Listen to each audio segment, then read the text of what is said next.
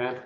And game plan for tonight is to definitely wrap up chapter 4. We've got a couple more modules there and see if we can make some headway into chapter 5. Okay, so I'm going to go ahead and put up and please confirm for me. My recollection is that we were on module 8 when we adjourned last time, right? Yeah. Yeah, okay, good. So let's go ahead. Thank you, Michael. Let's go ahead and let's start to take a look at now we're sort of past the discussion of the audit procedures, the gathering of evidence that's going to allow us to determine if there's a material misstatement.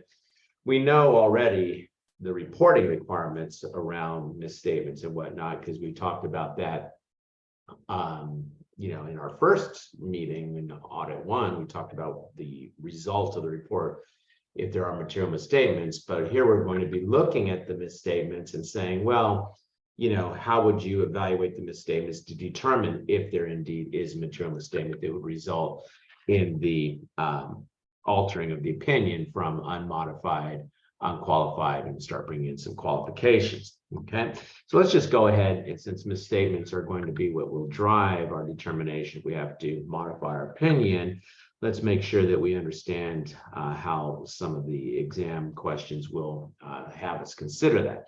Now, there is such thing as trivial misstatements. Trivial misstatement means there is no way, either individually or in aggregate, that such a misstatement will result in a material misstatement. So for trivial misstatements, we will just simply say, hey, we don't have to make any adjustment for those.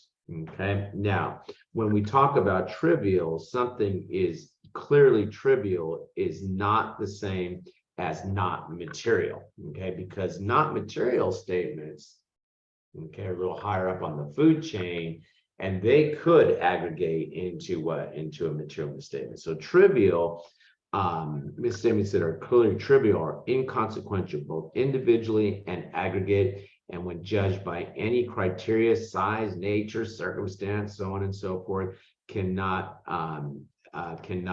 be considered non-trivial. They will not result in an alteration of the opinion. Okay.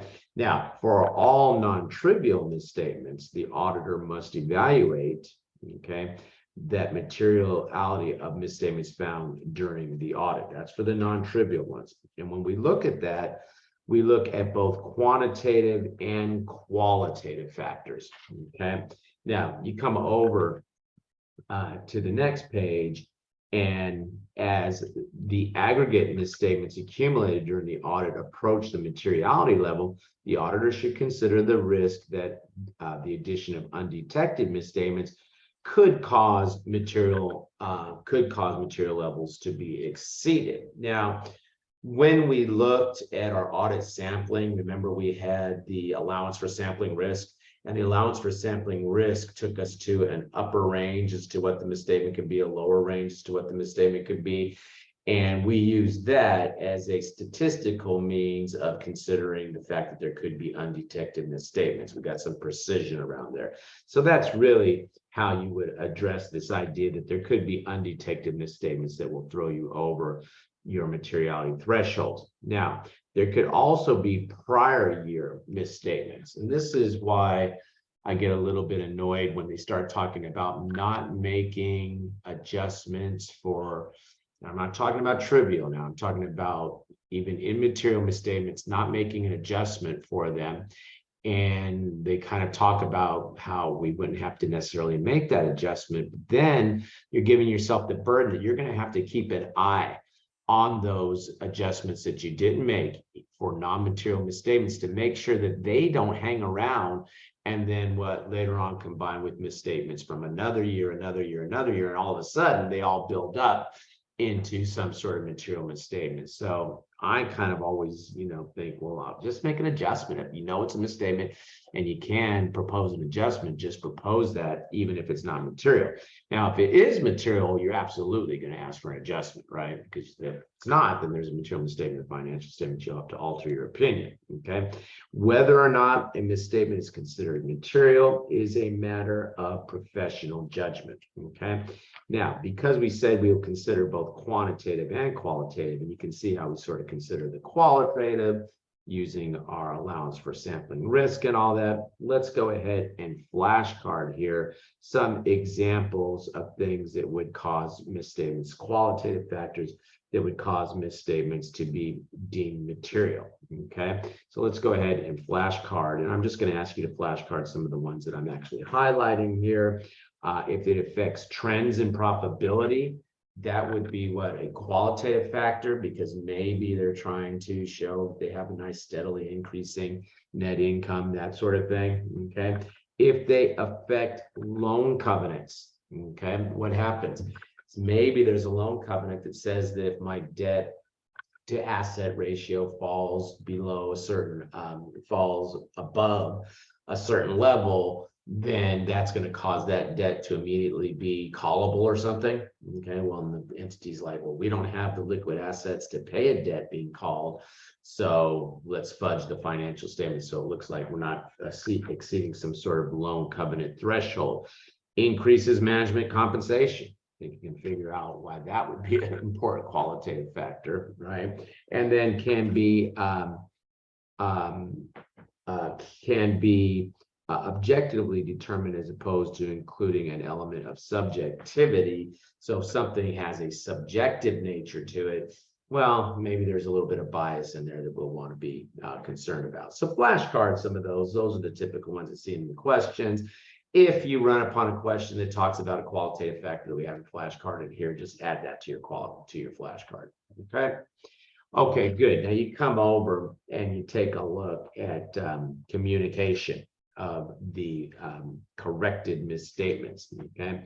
And so we may request that management record adjustments needed to correct all factual misstatements. Okay. And other than those that you are considering trivial. Okay, so that's where I sometimes get to say, well, wait a minute, we don't have to correct immaterial misstatements. I'm thinking, that an auditor may ask for a correction of immaterial misstatements. It's the ones that are what, trivial, that you may not ask for an adjustment for, but other non-trivials, you may very well ask for an adjustment, because it's sort of like someone saying, well, I don't have really bad cancer. I just have a little bit of cancer. So I'm just going to let it stay here for a while, and it'll be okay. Well, maybe, I don't think so. It's maybe not the best example, but that if it hangs around, it could become a problem, right? So I would suggest adjusting all the non-trivials. Okay. Now, if management refuses to correct some or all of the misstatements communicated by the auditor, understand the reason for not making the corrections, and evaluating whether that still allows the financial statements to be free of the material misstatement as a whole. Now you come down and you take a look at documentation requirements around this, and let's go ahead and flashcard what we need to document around misstatements that we have identified. Okay, and so we're going to have to document what is that trivial threshold. Okay. Also, we need to document all misstatements accumulated during the period, whether they have been corrected, the auditor's conclusion about whether uncorrected misstatements are material individually or in aggregate, and the basis for that conclusion. If there are uncorrected misstatements, what is the aggregate effect on the financial statements? The evaluation of whether the materiality levels for particular class of transactions have been exceeded, and the effect of uncorrected misstatements on key ratios, regulatory requirements, etc. Okay, so when you flashcard those things and you look at those things, the standard seems to be heading you towards what? Correct the misstatements. If you know them, they're factual misstatements, just correct them, get them out of your face, assuming they're not, they've gone beyond the trivial threshold. Okay. All right, good. Let's go ahead then and let's take a look at our first question for tonight. I'll go ahead and put up the poll. There are no questions on that. Okay.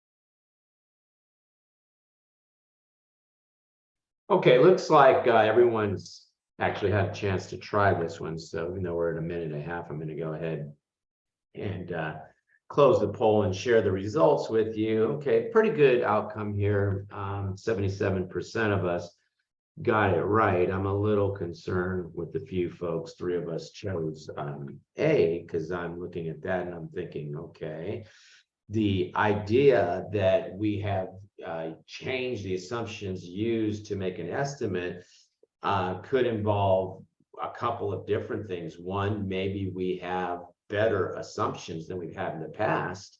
Or 2, maybe there are some changes that have been made that have occurred that would cause us to change our assumptions. So either changing circumstances, changing facts, or just changes in our ability to develop a better estimate would not be as bad as what you see in B here. If they don't reconcile the control accounts with the subsidiary accounts, I'm thinking we probably should have punted on this audit early on and told them to fix that. I mean, how can you have the situation where your subsidiary doesn't roll up to your GL control accounts? I don't even think you have anything to audit, to be honest with you. Their accounting system is somewhat in the shambles at that point. And I would think that the auditor may consider withdrawing from that engagement. You may even be leading to a disclaimer if you want to hang around for that nonsense. But that should definitely be corrected. Okay. Okay, good. Let's go ahead then. One quick comment about, I'm glad nobody picked C, because negative confirmation, there are no responses unless they disagree. Okay, and the fact that they're not responding means that they don't disagree, right? So that's not going to make me think there's a misstatement.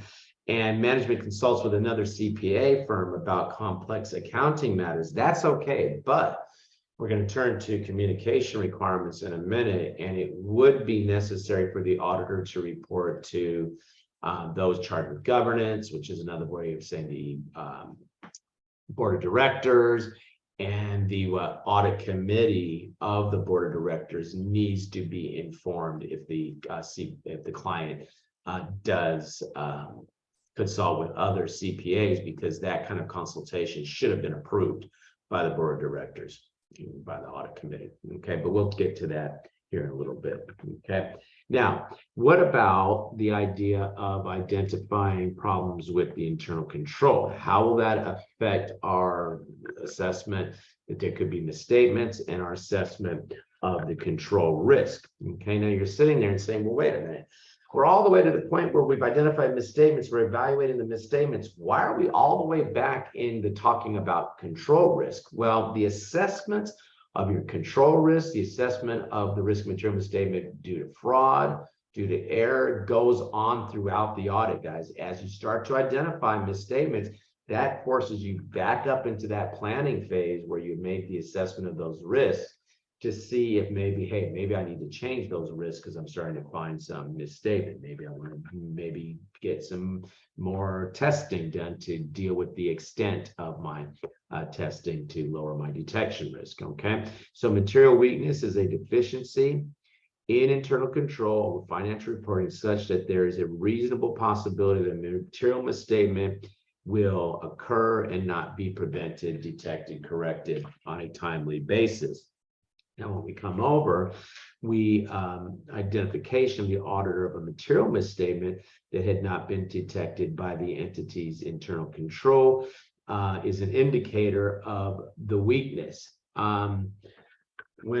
What I used to do on audits with the GAO, and it wasn't necessarily in financial statement audits, although I did do this approach in financial statements audits as well, but I would look for the problem, the wreckage, and then I would work my way back up from the wreckage to say, well, what was the control failure? What is the control problem? The lack of control, the weakness in the control that caused that. And that often resulted in the recommendation, which is fix that problem that caused this thing that we identified. So when you identify a problem, I remember there was a guy I worked for, his name was Jack Erlin. And I walked in, Jack was kind of like I was scared of Jack because he was like this guy who'd been around, no nonsense kind of guy, kind of like the Winter Warlock is what I used to say, you reminded me of.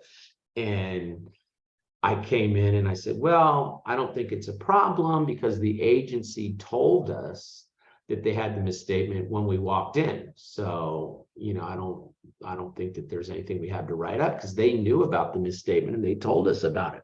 Jack, well, what caused the misstatement? How did it happen? That's what I want to know, because I kept harping on the point as a young guy that we didn't have to worry about it since they told us about it. He wanted to know what caused it, because that cause, right, was the internal control weakness. So you always want to think about that. Okay. Now we come over and we take a look that the existence of a material weakness does not necessarily mean that there will be a misstatement. Okay, so why don't you flashcard both of those points? Okay, identification of the material misstatement that would not have been detected could be an indicator of the control weakness. That's one flashcard. And then the fact that you find the weakness doesn't necessarily mean that there is a misstatement. So you can flashcard that point too.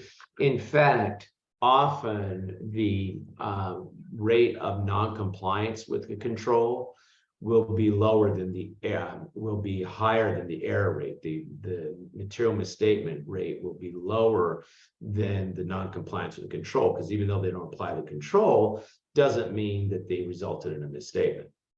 Okay, now you come over and you take a look and they tell us that in order to decide whether misstatements are consistent with the auditor's assessment of control risk, the auditor should consider the frequency, the effect on other areas of the audit, and the financial statement implications. So again, the idea being in flashcard the idea being that the auditors should always be looking back at those assessments, even though they were done earlier in the engagement during the planning phase, always looking back and saying, did I assess control risk correctly? That then allows you to determine whether you've lowered your detection risk sufficiently for whatever the circumstance is that you're finding as you go through and start to do your audit procedures and identify the misstatements. Okay. Now they start to talk about some of the control deficiencies, and notice, guys, control deficiencies, and we can have control deficiencies in the design of the control. Okay, when we look at what design and implementation, we start giving us some examples of the design deficiencies, like inappropriate training or lack of training. Also, more problems with the design management override of controls. Okay, so all of these things would be examples of design problems that we might start to recognize more as we go through and start to identify misstatements. I'm not having you flashcard that because we really went through that in great detail back in chapter 2-3 when we were talking about the evaluation and assessment of our risks. Okay, now adjusting journal entries. Guys, this is a good independent review for you. You may get a question on the exam in which they're going to ask you, hey, how would you fix a misstatement, right? It's one thing to identify it. It's another thing to know how to fix that misstatement. And that gets you into some very basic journal entries. Guys, they're not going to ask you, what's the correct journal entry for, stock-based compensation? Not on the auditing exam, okay? But they expect you to come in with basic understanding of accounting and how you would have to fix a pretty easy to fix misstatement, okay? For example, if there was a situation where the auditor detected that there were some sales that didn't exist or the amount of the sales was overstated, you would debit the sales, credit the account receivable, okay, as an example. If there are some issues with the inventory, okay, don't forget there are different shipping terms and whatnot and how that would be corrected. If it's a perpetual inventory system, okay, right, debit the cash, credit the sales, debit the cost of goods sold, and credit the inventory.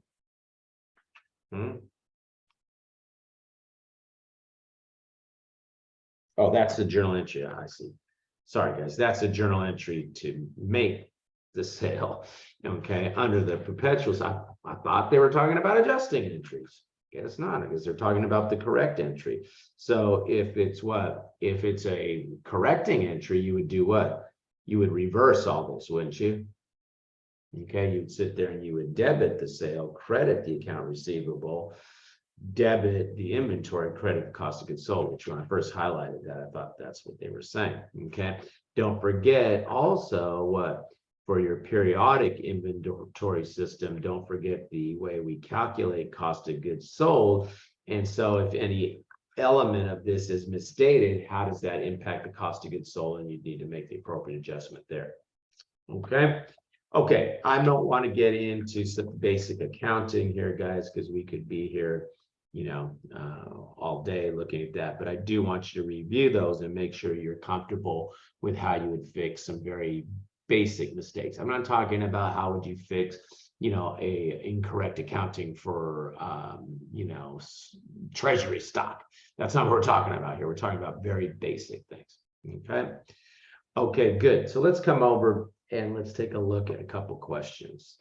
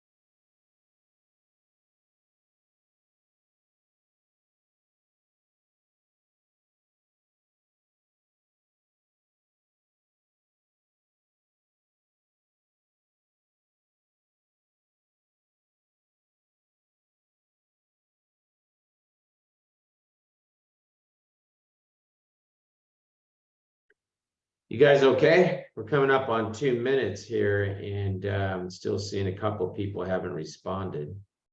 I don't find this to be a particularly difficult question, so I'm not sure what's going on here. Hello?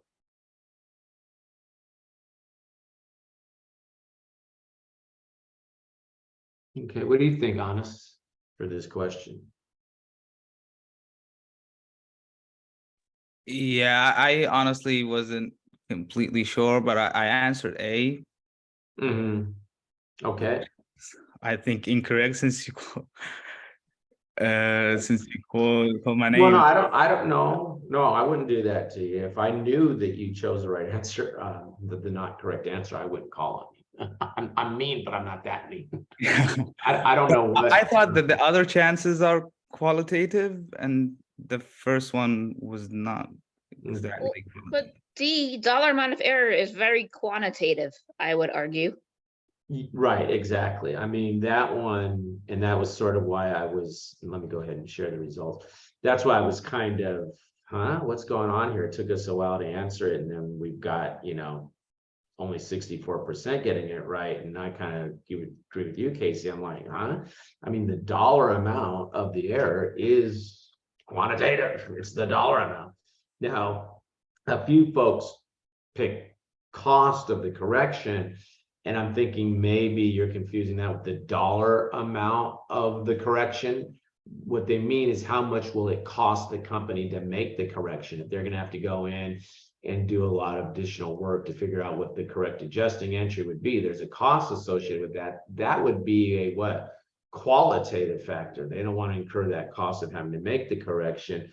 The effect on the difference between operating and non-operating, that's a big deal, because you know, users of financial statements, potential investors, analysts and whatnot, they track year over year the operating income of the entity, because that's their bread and butter. They want to see a nice, easy, you know, nice steady flow, I should say, of increases of that over the period. And an entity might want to, you know, do I really want to sit here and take this bad debt expense now because it's going to cause that line to drop or something, right? So that would be a qualitative aspect. And then B, significance in the made statement relative to the needs of users. That's really kind of almost getting into that loan covenant thing. If they violated a loan covenant, the users are going to really want to know that. So all of these others, to me, other than maybe C, if you misunderstood what they meant by the cost of the correction, and maybe you made the mistake that you stopped reading when you saw C because it had the word cost and you thought quantitative. So don't do that. Always read all the choices. I don't care if you hear the voice of God saying C is the right answer. Read D to make sure that it's not actually the devil talking to you. Okay. Okay, good. So the correct answer here with all that is what? Is D. Okay, good. Let's go ahead and let's take a look at our next question.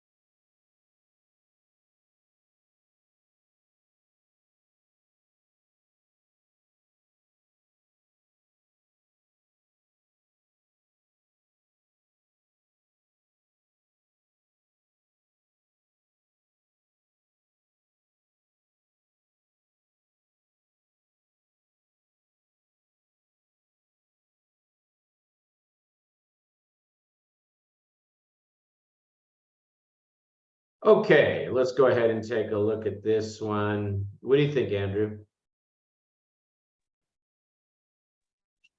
A. Yeah, good. Okay, the answer here is A. I'm gonna go ahead and end the poll and share the results here. And I have, you know, two people that didn't answer this question. I'm really wondering why. And I'm gonna keep calling out people until I find out who it is that's watching Thursday Night Football rather than paying attention to class here and stop answering the questions. Just wanted to log in because when I look at this question, I'm like, well, these B, C, and D, this idea that they say, well, do not document something, okay? That phrase in this question to me makes these other ones really, really, dumb answers. Do not summarize, do not document. Okay, those kinds of statements. Why would the standard say that? Don't dare document this. Don't put that in the work papers. That's not what standards do. Standards tell you what? This is what you need to put in the work papers. Okay, so C, B, C, and D, that phrase alone should have you really, having a lot of suspicion about choosing that one. Then you read A, counter to those. Yeah, document this and document that, but it does not cause a fine. Of course, that's what you want to do, right? Okay. So I look at this question, which everyone who chose it got it right. I look at this question and I'm like, this question looks to me like it was written by Becker. This does not look like a question you'd see on the exam, but that they have 3 do not documents here, but beware a question that has that for a choice that has that phrase. Okay, good. Let's come over and let's take a look at written representation. Okay. And okay.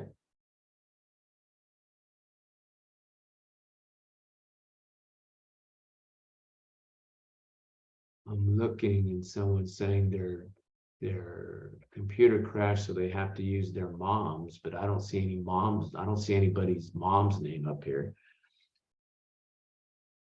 So maybe they're trying to log in with the mom's computer. That's probably what's happening because I don't see the person up there and I don't see any strange names up there that I don't know.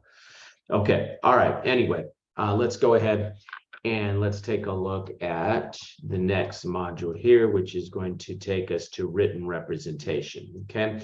And what we're talking about here is the management representation letter. And with the management representation letter, we're going to ask management to sit here and they're going to sign a letter to us that tells us that they've given us all the information that we are going to need to be able to successfully complete this audit. They have told us about things that we are concerned about, that maybe we don't necessarily have the best evidence for, etc. Okay, so that's what we're going to be seeing as we go through here. And sorry, guys, you can probably tell that I'm doing some maintenance here while I'm talking to you. So let me stop for a second. Okay, so that's called the management representation letter. Now, it is required that you get a management representation letter on every audit. Okay, it is the final piece of audit evidence and it is mandatory.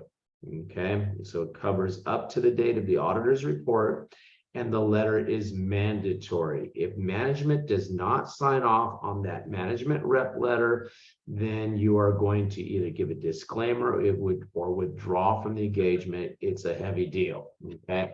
Now, if you're dealing with a smaller entity, sometimes they get a little bit nervous about the management rep letter because they don't understand what it is. Because what happens is you ask the client for their letterhead, you print the management representation letter on their letterhead and you hand it to them and say, sign this. And sometimes they're like, huh, what do you want me to sign? And I was on an engagement where they didn't want to sign it. And I started to explain to them, well, then we're going to have to disclaim an opinion on the financial statements. And that's when they were like, well, explain this to us some more. And once you just sort of showed them, it is a mandatory piece of evidence. We need you to sign this. They'll generally go ahead and sign it. But if for some weird reason you couldn't get them past that, then yeah, you would have to withdraw or disclaim an opinion on the financial statement. So it's that important. Okay. The letter is dated, the client rep letter is dated the same day as your audit report is dated. Okay, it's the final piece of audit evidence, and it is signed at high levels of the organization. So usually CEO, CFO, although if there are some other key individuals, you may ask them to sign it as well. But it's at high levels of the organization are signing that. Don't go to the accounting clerk and say, hey, buddy, come here, sign this thing. Okay, it's going to be at a high level. Okay, it's management. Now you come over and the contents of the management letter. Now, there are things that are obligatory. Once again, management is responsible for the financial statements. They're responsible for the internal control. Don't fall asleep on me. How many times have we seen that? That goes into the management rep letter. Okay. Now, when you look at some of these other things, okay, the way I categorize these, and I'm going to ask you to flashcard, but I want you to think of them as things that are hard to audit. For example, of the assertions, flashcard, these things, guys, that I'm highlighting here, these things that I consider hard to audit, completeness of information. Think about it. Existence is an easy little assertion. I see that you have a little, piece of equipment. Let me go find it. Here it is. Completeness is what? Completeness is scary because there's the whole world out there that maybe should be included in this little document, the financial statements, and I may swing and miss on that one. So what I do is I make management get on the hook with me. You tell me in this signed letter that is dated the same day as the audit report, they're attesting in that letter to you that they are thinking the financial information is complete, right? Okay. Fraud, very difficult to find because of the concealment aspects of fraud. So we ask them to say, hey, you told us about the fraud, right? You're responsible for the design of controls and you disclosed the fraud to me if it existed, right? Okay. Hey, laws and regulations. Who knows about the laws and regulations that are relevant to the entity? They do. They're the expert about their operation and how laws and regulations affect them. You're not an attorney. So they should have told you those things, and they've disclosed to you if there are some non-compliances, okay? If there are uncorrected misstatements, they believe them to be what? Immaterial. You got a letter from them. So if they accidentally forgot to tell you about something, well, you're reminding them right here, well, you shouldn't have made that mistake and you should have told me about it, okay? Litigation claim and assessment, that could be difficult to get a good handle on. So you've told me about litigation claim and assessment. Your estimates are a little bit tough to get a handle on. You've told us, you've done your best to give us, the correct assumptions. You use that to, not you told us, but you used the correct assumptions to come up with any estimates. Related party transactions. I mean, we ask them to tell us who the related parties are at the beginning, don't we? So at the end, or when we're doing that work, so at the end, we say, hey, you told us about all those people, right? Subsequent events, the world won't stop while we're trying to complete the audit. So if there was something that should have been disclosed or maybe even booked, you told us about it. Okay, so you can kind of see these things I've asked you to flashcard, but the thing to keep in your mind, you're asking things for in the management rep letter that the auditor is worried, hey, maybe I missed some of these things because they're hard to audit. Okay.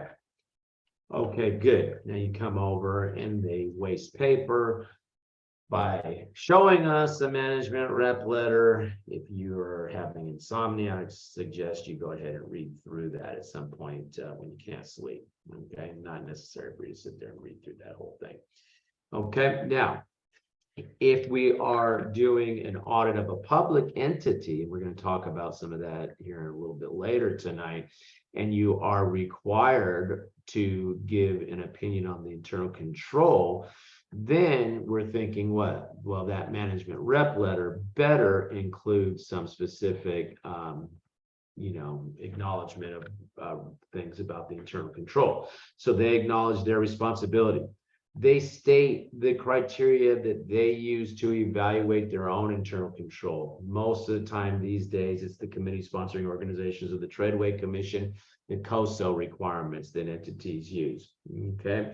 They affirm that they did not rely on the auditor's procedure for the basis of their assertion. we're gonna see as we get more into this here, that management isn't laying on a couch somewhere, smoking a cigarette saying, hey, let me know when you're done with that internal control thing, man, and I'm gonna, whatever you say, I agree with. They have to be actively involved in the assessment, right? As the auditor will also, and we're hopefully gonna arrive at the same conclusion about the effectiveness of the internal controls, right? Now, you come over and confirm that all significant deficiency in internal control have been disclosed to the auditor. If there's been some fraud because of deficiency in internal control, they've told us about it, and state whether there have been any changes to the control as of the effective date of their report on the internal control. So they have to generate a report on the internal control. For example, for a public company, Sarbanes-Oxley says, you're going to include that in your annual report along with your financial statements, okay? And it has an as of date. Well, there may be an as of date may be the date of, year end, right? But we're not going to be issuing the report, our audit report, until the statements won't be issued until maybe after year end, maybe early in the next year. Well, they don't have to sit around waiting to correct those problems with the internal control, right? Because those are actively ongoing, affecting the next year's statements, right? So if there have been changes, they should call that out in the internal control report, even though the report may be dated the date of the financial statements, okay?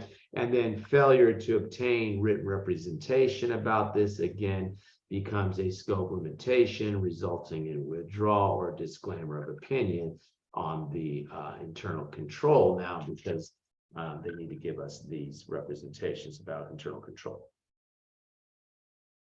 Okay. Okay, good. Let's go ahead then and let's take a look at our next question. Oh, I want to relaunch. Okay, there it goes.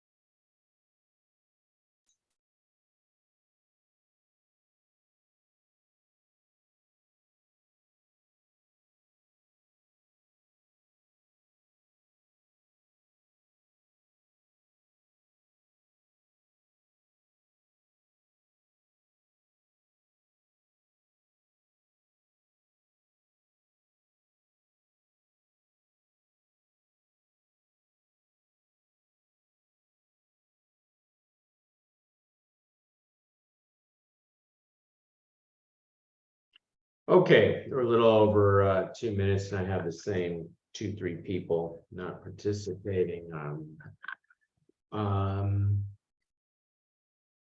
What do you think about this one, Roy? I think it's letter D. Okay. As mentioned earlier, I think it was specifically emphasized earlier. Just my thought. Yeah, okay, well, yeah, and I can see, and if you notice, Roy, you know, almost, well, most of the people got it right. The answer is B. But a large chunk of the class also chose D, so you weren't alone in that. But choice B is correct. Now, when you look, talk about what's wrong with D, because D is kind of tricky. Management acknowledges its responsibility for the detection of employee fraud. No, what we put in the management letter is they were responsible to design programs, implement controls that will detect fraud. Prevent and detect fraud, but they don't say that they're responsible for the detection. They're responsible putting what? Programs in place that allow that. Think about this even further. What is the auditor's responsibility as it relates to fraud? The auditor is to provide what? Reasonable assurance whether or not the financial statements are materially misstated, whether caused by error or fraud. Well, reasonable assurance says that there could be some fraud that we won't detect. So we're not here to say that, hey, we are responsible for the detection of fraud. The auditors don't say that, and management can't say that either, because there are concealment aspects associated with fraud. So they should design programs that will detect fraud, but they're not responsible for detecting the fraud. No one's going to jump in to that level and say, hey, kill me if I don't detect this, right? There was no weight put on this as to the level of the responsibility. This almost made it sound like absolute responsibility, and there is no such thing, okay? Now, Got it. I was actually toying between C and D, but when I'm looking at B, I think it involves estimate and reasonable, professional judgment for the auditor well, wait a to minute. assess. So wait a minute. C is nonsense, okay? Sorry. B and D, yeah. Let me comment on C though, since we started that. C is nonsense. They don't have to start, hey, what is this? This is December 31st, and we're starting to, tickle ourselves with this idea of maybe doing a merger in November of the next year or something. That, that would be way beyond what we would expect in a management rep letter. Communication with those charged with governance. We're the ones that communicate with those charged with governance. So, I think what might be tricky about that one is they say, would an auditor include in the management letter? The management letter is from management to the auditor. So whoever wrote this question was probably an experienced auditor that knows that at the end of the day, you print it out on your letterhead and on their letterhead and hand it to them and tell them to sign it. But from the standpoint of the standards, they look at it that the letter is what? From management to the auditor. And so management's not talking about their communication with the audit committee. The auditor will what? Want to communicate with the audit committee. We're going to get up in some of that in a minute. Okay. So the reasonableness of accounting estimates, yeah, that was definitely something we talked about. And we do that because what? That's hard to audit. Estimates are tough because we don't know how they're going to turn out. Okay. Okay, good. So I could see why you might fall for D, because we did mention fraud, but there was a subtlety there associated with that. So good work, Roy. Okay, good. Let's look at number 10 now, okay? And we're going to be talking about communication with those charged with governance. And I always look at those charged with governance. Those charged with governance, it's kind of a, highfalutin term, but the reason they don't say the board of directors is there are some audits that we could be on in which there's a board of commissioners or something like that, like if you're auditing a housing agency. So they feel, hey, we better not call it those charged with governance. We better not just limit it to calling it the board of directors. We better have a broader term, those charged with governance, okay? But we are often talking about what? We're talking about the audit committee, okay, that really kind of sits on a board of directors. So even though we don't call them all the time the board of directors, we're basically talking about, 5 members. who constitute the audit committee. And the audit committee is basically those that are going to be a subgroup of those chartered with governance or the board of directors. Okay. Now note that these are individuals who do not have a material financial interest in the company. So why don't you flashcard that they do not have a material, they cannot have a material financial interest in the entity. Okay. Now you come over in the audit committee, typically, okay, and is required really in many cases, selects, appoints independent auditor and sets audit fees. So really, you're going to be hired and fired eventually, not eventually, but potentially, right, by the audit committee. Audit committee is the one who fires the auditors. That's why we're going to be saying that if the client, we become aware that the client has consulted with other CPAs, we're telling the audit committee that, because that sort of activity for a public company anyway needs to be approved by the audit committee. Okay. Now you come over and we take a look at the communication that the auditor is to have with the audit committee. Okay. Communication with the audit committee is a key element, and the auditor should, and let's just go ahead and flashcard. Okay. Meet with the audit committee without management present at least once a year. Flashcard that. Okay.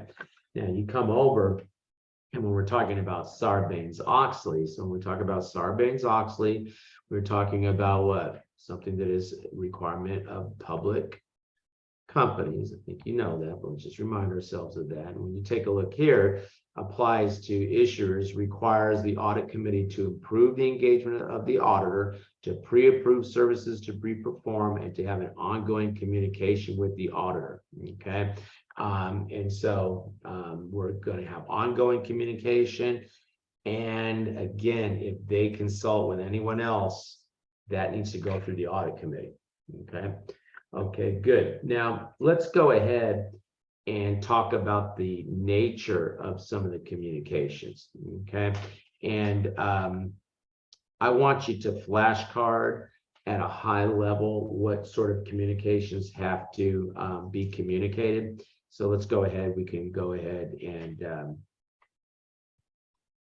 take a look at some of the high level things here. So let's just go ahead and let's flashcard some of these high level.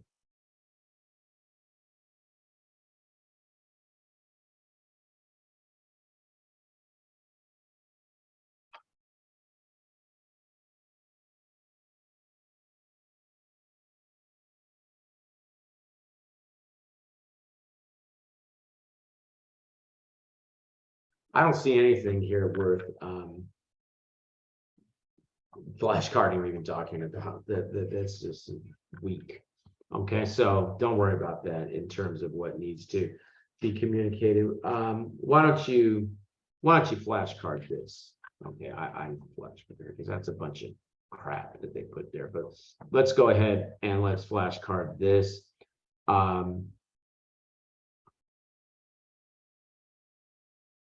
Auditor is to communicate.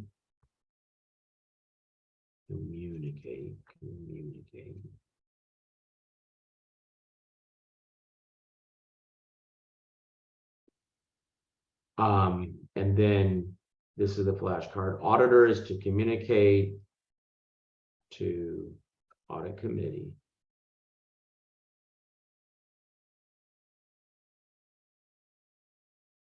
okay, to the audit committee, planned scope and timing of the engagement, and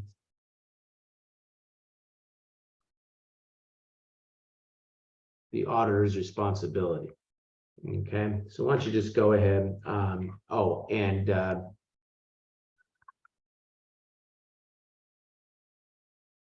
significant findings. Okay, you have to communicate to them misstatements, that kind of thing. Okay. Okay, good. Just make that as a high level flashcard. I think they got way down too much into the weeds here. Somebody was searching for something to put down under this and lost themselves in the weeds. Okay, so let's just go ahead and have it at a high level. Planned scope and timing of the engagement, plus what is the auditor's responsibility, plus what are significant findings. I think that's good enough.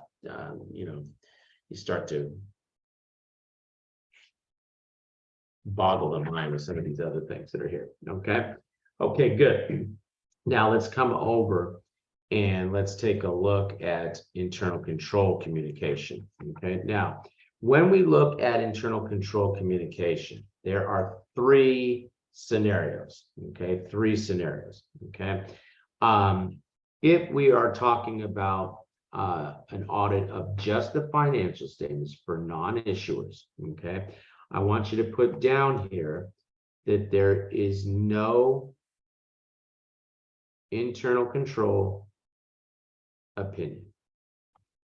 We are not giving an internal control opinion. All that's going to happen is we're going to be giving an external opinion on the financial statements, okay? But we do not express an opinion on the effectiveness of the internal control.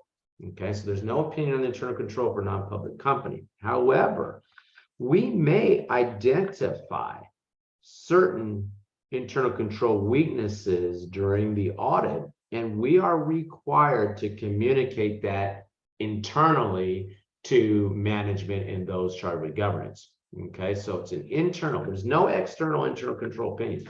The world sees our opinion on the financial statements, but we will be handing management and those charged with governance communication about certain weaknesses in the internal control. Okay, now when we do that, and we'll cover that here in this chapter, okay, coming up, we will be under the statements on auditing standards, the SASs that we talked about, the standards that cover everything we're doing here in an audit of the financial statements for non-issuers. Now, if we are talking about integrated audits, with an integrated audit says, yeah, you're auditing the financial statements, you're going to issue an opinion on the financial statements, but you're also going to issue an opinion on the internal control. Okay, now there are two possibilities there. If we are dealing with a non-issuer, a non-public company, they say that the auditor may be hired. Okay, so this now becomes what? This becomes an optional internal control opinion. So you may have an entity that's non-issuer that says, hey, yeah, we're going to go ahead and like a public company and get an opinion on the internal control. Okay. Now, once they choose that, the standards say to us, well, it has to be the same auditor that audits the financial statements, audits the internal control. The audits have to be what? Integrated. Okay. Now there'll be two reports out there, two opinions out there, one on the financial statements, one on the internal control. And again, we are still falling under what? Under the statements on auditing standards, the SASs there. Okay. Now, the third scenario is audit of internal control for issuers. And now this is what? This is a required IC, internal control opinion. Okay, and when we are dealing with that, we are now under what? Since it's a public company, we're under the PCAOB requirements. It's called out in Sarbanes-Oxley that this has to happen for issuers, and the PCAOB issues the standards for that kind of requirement. Okay, and so the auditor is required, the public company is required to not only have the opinion on the financial statements, but also the opinion on internal control. Okay, now we will cover these other two here pretty quickly tonight. The internal control opinion ones. we'll cover these tonight when we finally get to A5 here pretty quick, okay? What we're going to do right now is we're going to go ahead and we're going to turn our attention to the requirements here for the non-public company where there is no internal control opinion. That's what we're going to do. Okay, so we're going to start out though with some deficiencies, what constitutes definition of control deficiencies. And actually, I probably spoke too soon. The definitions that we put on deficiencies are consistent across the three scenarios. Okay, so that's the same regardless. But then when we start getting into more discussion about what needs to be communicated in this chapter, we'll be limiting ourselves to just the situation where we are not giving the internal control opinion. So stay tuned for that. Right now, we are talking about similar definitions of what constitutes control weaknesses. Okay, so the first thing is just a control deficiency. Are control deficiencies good? No. Okay, right. So let's just call that not good. That's a control deficiency. Okay, it's not good. Okay, now you come down and they say to us, well, there could be what? A material weakness. Okay, and material weakness is the worst thing that can happen. Of the three, it's the worst here. And they tell us that, in fact, let's just go ahead before we look at the definition. Let's just, of material weakness, let's look at the significant deficiency and let's put some word to describe that. Bad. Okay, so what happens? You have not good, you have bad, and then you have the worst thing that can happen. Okay, not good is a control deficiency. Bad is a significant deficiency. The worst thing is what? A material weakness. Okay, now when we look, they tell us that a material weakness is a deficiency or combination of deficiencies, okay, such that there is a reasonable possibility that a material misstatement in the entity's financial statements will not be prevented, detected, or corrected on a timely basis.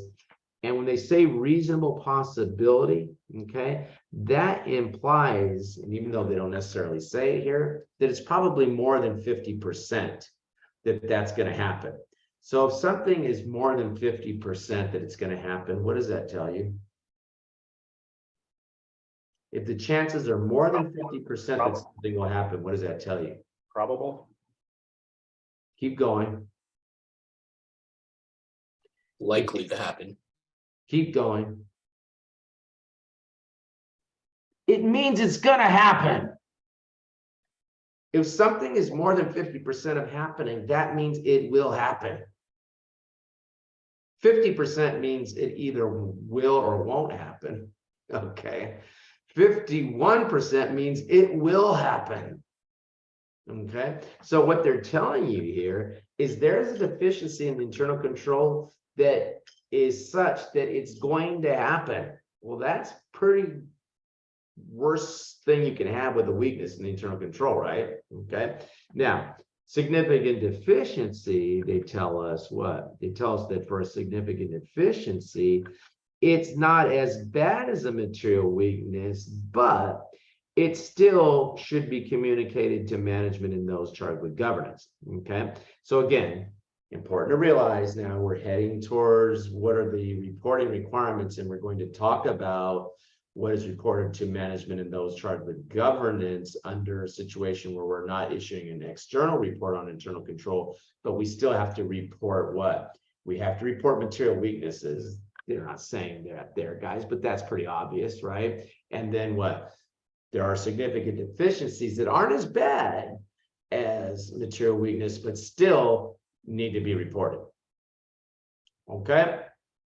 To management and those charged with governance. All right. All right. So we're talking about communication with management and those charged with governance when we're talking about non-public companies, right? in which we're not doing an integrated audit under the SAS is that first scenario. No, I see it. No, there's not going to be any internal control opinion. Okay. Now, again, when we evaluate the deficiencies, okay, deficient internal control, we have to evaluate them and determine if we think that they are significant deficiencies or get down to my evaluation to determine if they are significant deficiencies or if they are material weakness, because if they are, we're going to have to report them to management and those charged with governance. Okay. So when we look at that, we look at what is the likelihood. Is it reasonably possible that's going to happen? Is it what, more than 50%, less than 50%? And what is the what is the magnitude? Okay, what is the dollar amount? Okay, that's how we'll determine whether something is just a not good weakness, or is it a significant deficiency, or is it so bad that it is what, a material weakness. Okay. Okay, good. Now you come over and you take a look at what is the requirement to communicate this. And we're talking about now, guys, the communication requirements. Let's just remind ourselves where we are, because I don't know that the book does a real good job of letting us know what kind of situation we're in. We're in the engagement here where it is what? Non-public. No IC opinion, but we still have to communicate internally now, right? Internally to management and those charged with governance, but we're not giving an opinion. Okay. So they tell us significant deficiencies and material weaknesses need to be reported on a timely basis to management and those charged with governance. Flashcard that. They need to be repeated. They need to be reported. Okay, now previously existing deficiencies, previously communicated significant deficiencies and material weaknesses that have not been corrected should be communicated again. And guys, this stuff is always going to be what? In writing. And probably should underscore that there. In writing, okay, during the current audit by referring to the previously issued written communication. So the auditor is like a broken record. If they did, okay. You guys may not know this. There used to be these things called records. They were these black round things that we used to listen to music on. And sometimes something would happen to the record. It would get broken or get a scratch, and it would keep repeating over and over the same thing. So you hear, and rock is gone or roll, and rock is gone or roll, and rock is gone or roll. You'd have to go over, and then it would go on to the next part. Okay, that's what we mean. That's what I mean by a broken record. So the auditor will repeat that. Okay. Timing, okay, although it is recommended that the communication be made at least by 60 days beyond the date of the release of our audit report, earlier communication is also accepted. Okay, so go ahead and flashcard that. We'll see the timing here in a couple of minutes, and they give us a period beyond 60 days from the release of our audit report on the financial statements to communicate these. But it's not a Christmas present. So you're not saying, I have something I want to communicate, but I'm not going to give it to you yet. You could communicate that what? You could communicate that earlier, right? Okay. Now you come over and you take a look at management's evaluation, okay? And management may decide to accept certain deficiencies, significant deficiencies and material weaknesses, because they say that the cost may outweigh, the cost of correcting them may outweigh the benefit of correcting them. You still communicate that. Okay, so management can't sit to you and say, oh, you don't communicate that because we don't have the resources to fix that. So don't bother to communicate. Still communicate it, right? Okay, now you come over and communication of other deficiencies. Other deficiencies here, meaning what? Meaning the not good. Remember, we have three categories. We know we have to communicate significant deficiency, material weakness. The not good deficiencies, okay, have to be communicated, but they could be communicated what? Orally or in writing, okay? And again, those are those that are not rising to the level of significant deficiency or material weakness, those would be reported to management only. Okay, so here we don't get into the board of directors and telling them about it because we figure, these are things that can be communicated orally to management. Doesn't have to go to the board of directors. And if we do choose to communicate it orally, we need to document, of course, that we made that communication of those. Okay. Okay, now, you aren't barred from reporting those to those charged with governance, and so that those charged with governance may wish to be aware of the details of those, then yeah, okay, then you can go ahead and let management and those charged with governance know about it because they asked you to tell them. Okay. Okay, good. Also, I'm noticing here we're not required to repeat information about those other deficiencies once they've been communicated. Okay, so for the significant deficiencies, material weaknesses, yeah, we repeat those. We don't necessarily need to do that for the not good weaknesses. Okay, those that are not significant deficiencies are not material weaknesses. That's what we're talking about there. Now they have this summary chart of some of the things, guys, which is a little, maybe a little useful. I'm going to give you my own chart because what I did on mine is I actually compared the 3 scenarios. And so I'll show you that after we get into chapter 5 and start to talk about the other situations. Okay.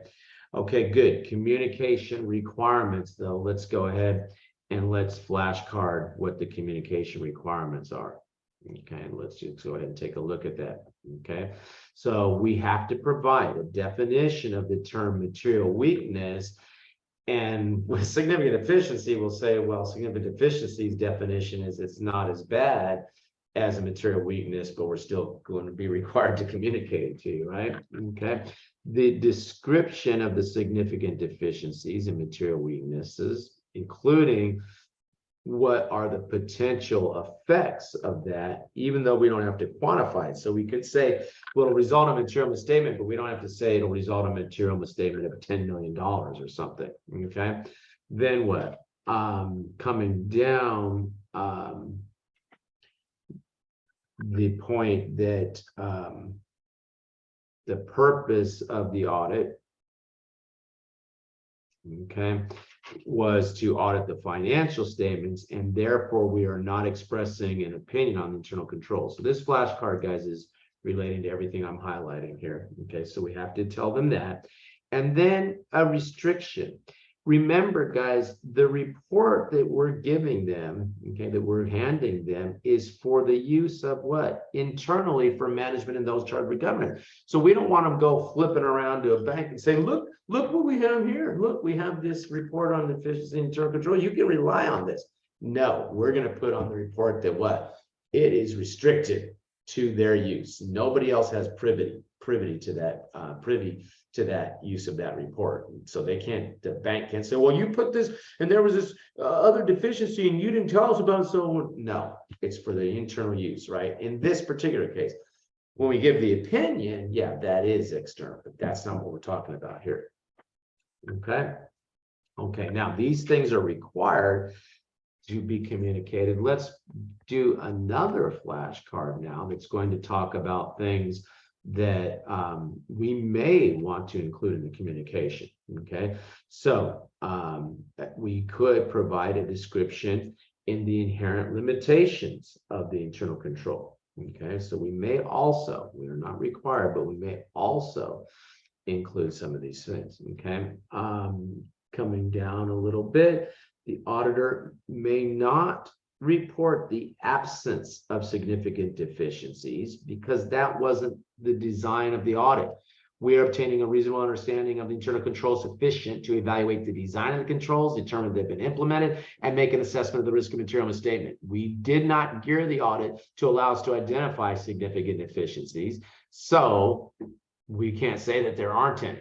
Okay, we may wish to communicate that no material weaknesses were identified. Okay, because what happens once we identify weaknesses, we start assessing them as to likelihood and magnitude, don't we? And so we should be able to say, well, of the ones that we discovered, we figured out that these were significant deficiencies. So we reported those to you, and we figured out that these were material weaknesses. And if we looked at the weaknesses we found, and we determined that none of them rose to the level of material weakness, you can report that, right? Because now for the ones we found, none of those that we found that we identified, you're not saying that there are no material weaknesses, you're saying of the ones we identified, they weren't material.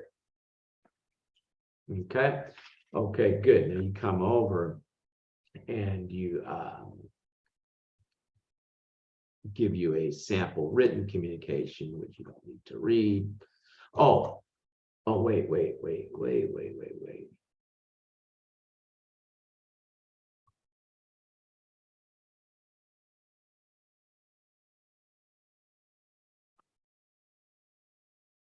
I'm not done yet. Hang on a minute. I'm not done yet. Right here with this flashcard. Management may prepare a written response to the auditor's communication regarding significant deficiencies. Okay. Management's response may describe corrective actions. Okay, so they could do that. Okay, and they may say that, you know, the cost of fixing those will exceed the benefits. Okay, and if such document is included in a document containing the auditor's written report, then you would disclaim an opinion. Okay, now I look at that and I'm like, how is this working? I have an internal communication to the entity.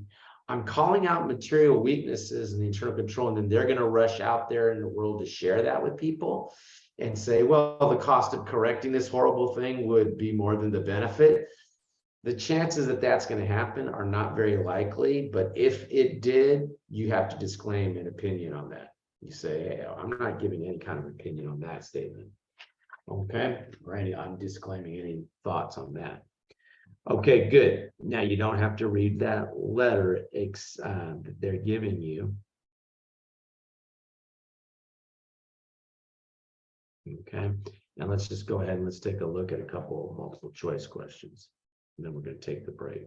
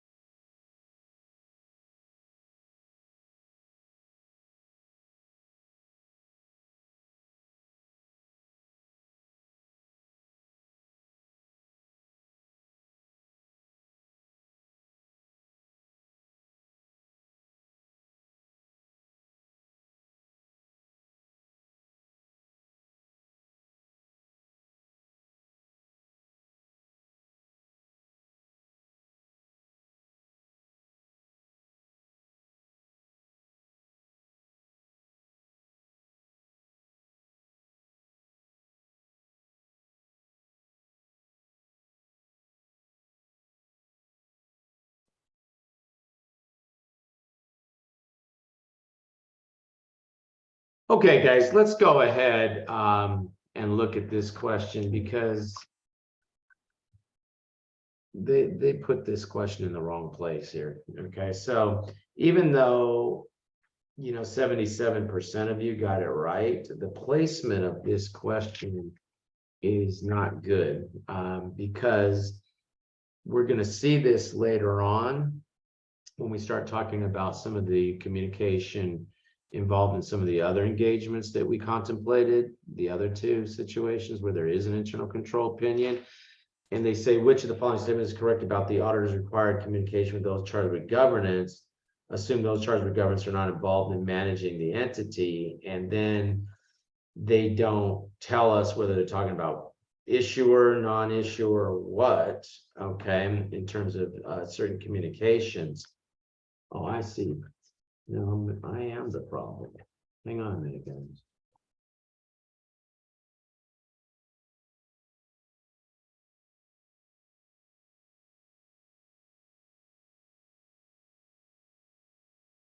Hang on. We're gonna get this right.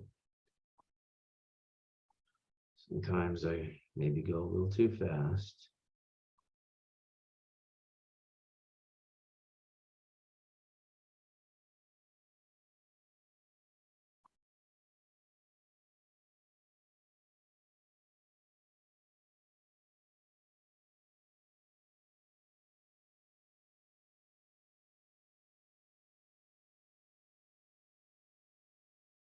I see why it wasn't covered.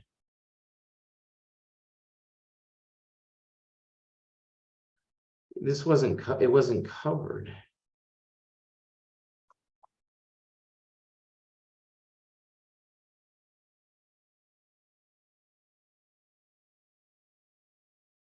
The problem with that question is it wasn't covered.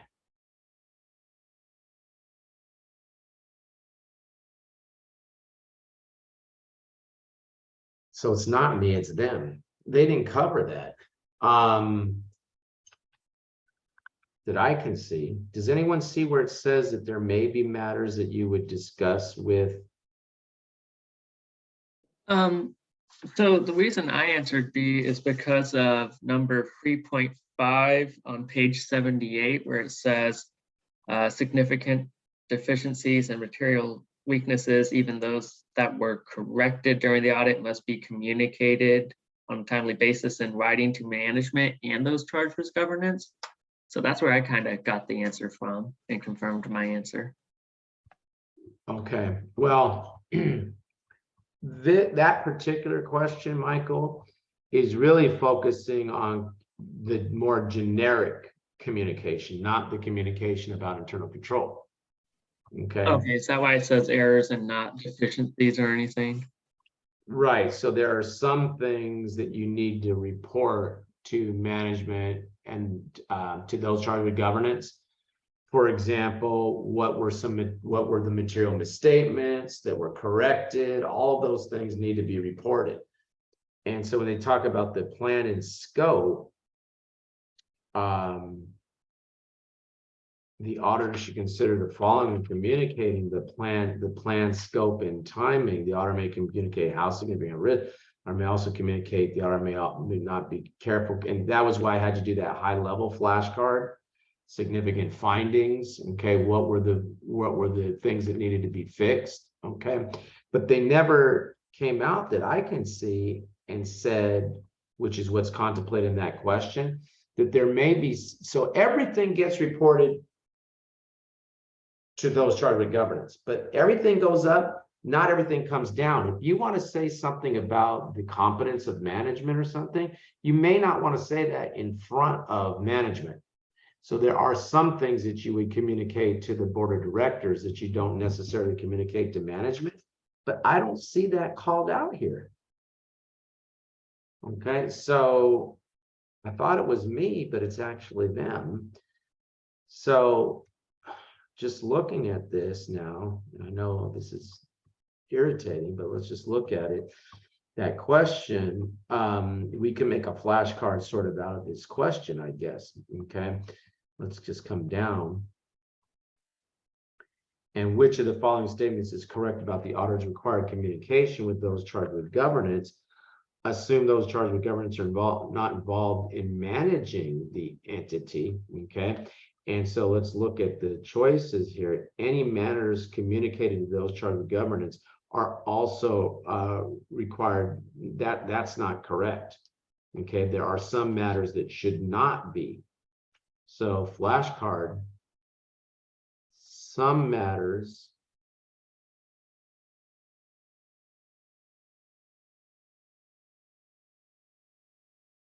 communicated to, and I'm going to abbreviate those charged with governance so that we don't burst here because we're trying to get ready for our break here. Those charged with some matters communicated to those charged with governance should not be communicated to management. Should not be communicated to management. For example, you think they have an incompetent CFO, or maybe the CFO was fine for, you know, their Series A funding, but they're not going to be good for taking the company public or something, right? You know, these kinds of things may be the kinds of things that you may want to communicate to those charged with governance, okay, the audit committee, whatever, okay.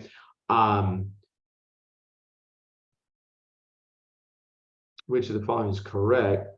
The auditor is required to inform those charged with governance about significant errors discovered by the auditor and subsequently corrected. So flashcard, what should be communicated to those charged with governance, okay? And yes, the auditor is required to inform those charged with governance about significant errors discovered, because if the error, even though they were corrected, because if the errors were corrected, but management may think, oh, okay, I mean, those charged with governance may think everything was beautiful. Meanwhile, there was a mess that had to be corrected, right? Disagreements with management about the application of accounting principles are required, are not required, are required to be communicated to those charged with governance. So even if they've been appropriately resolved, so put that on the flashcard. Significant deficiencies in internal controls previously reported to those charged with governance that have been corrected, that have not been corrected, need not be communicated. That's just false. We already made a flashcard that makes that false, right? So just go ahead and flashcard those two things along with the planning scope of the audit, the significant findings, which is sort of what those B and C are really getting to, but just go ahead and make a flashcard that's specific to that. So the book used to have more detail there, and for some reason, some genius editor got a hold of that and took some of that stuff out and then decided to leave that question there. Okay. Okay, good. Let's go ahead and let's take a look at number 2. I think is a little more straightforward for us.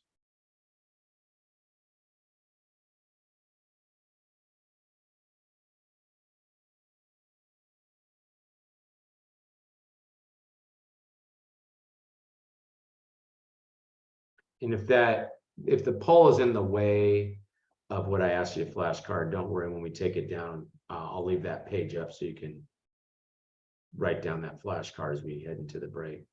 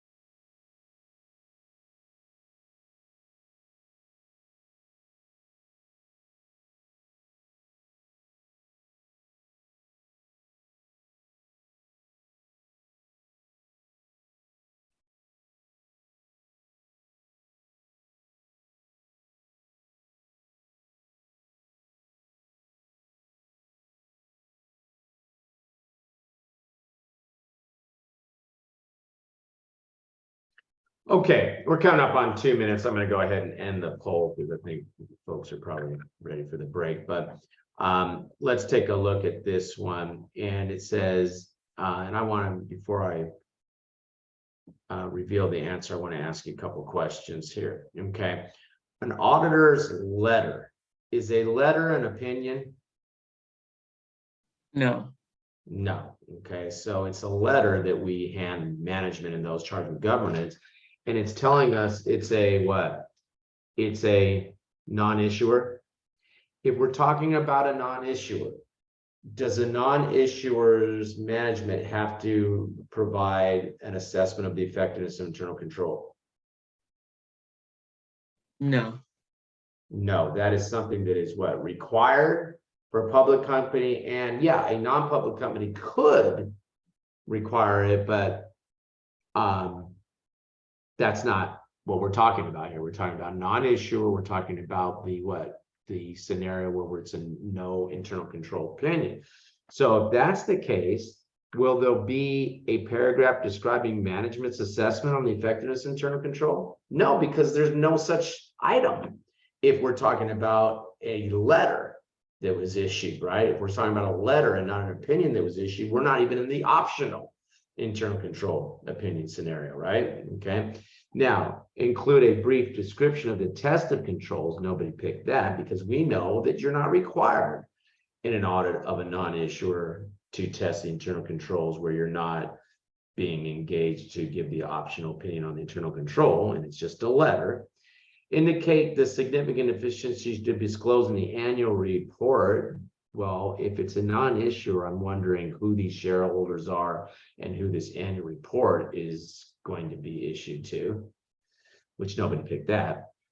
D, indicate that the purpose was to report on the financial statements and not provide an opinion. If you're giving a letter, you're not giving an opinion. Yeah. Okay, so most of us got this right, but there were a couple of us of those that decided that it was worth participating tonight, decided to pick D. So that's still a good turnout there. Okay, good outcome. I don't know about turnout because everybody should participate. It was a good outcome. Okay, good. So we are going to stop for the break now. We will come back and we will pick up chapter 5 here.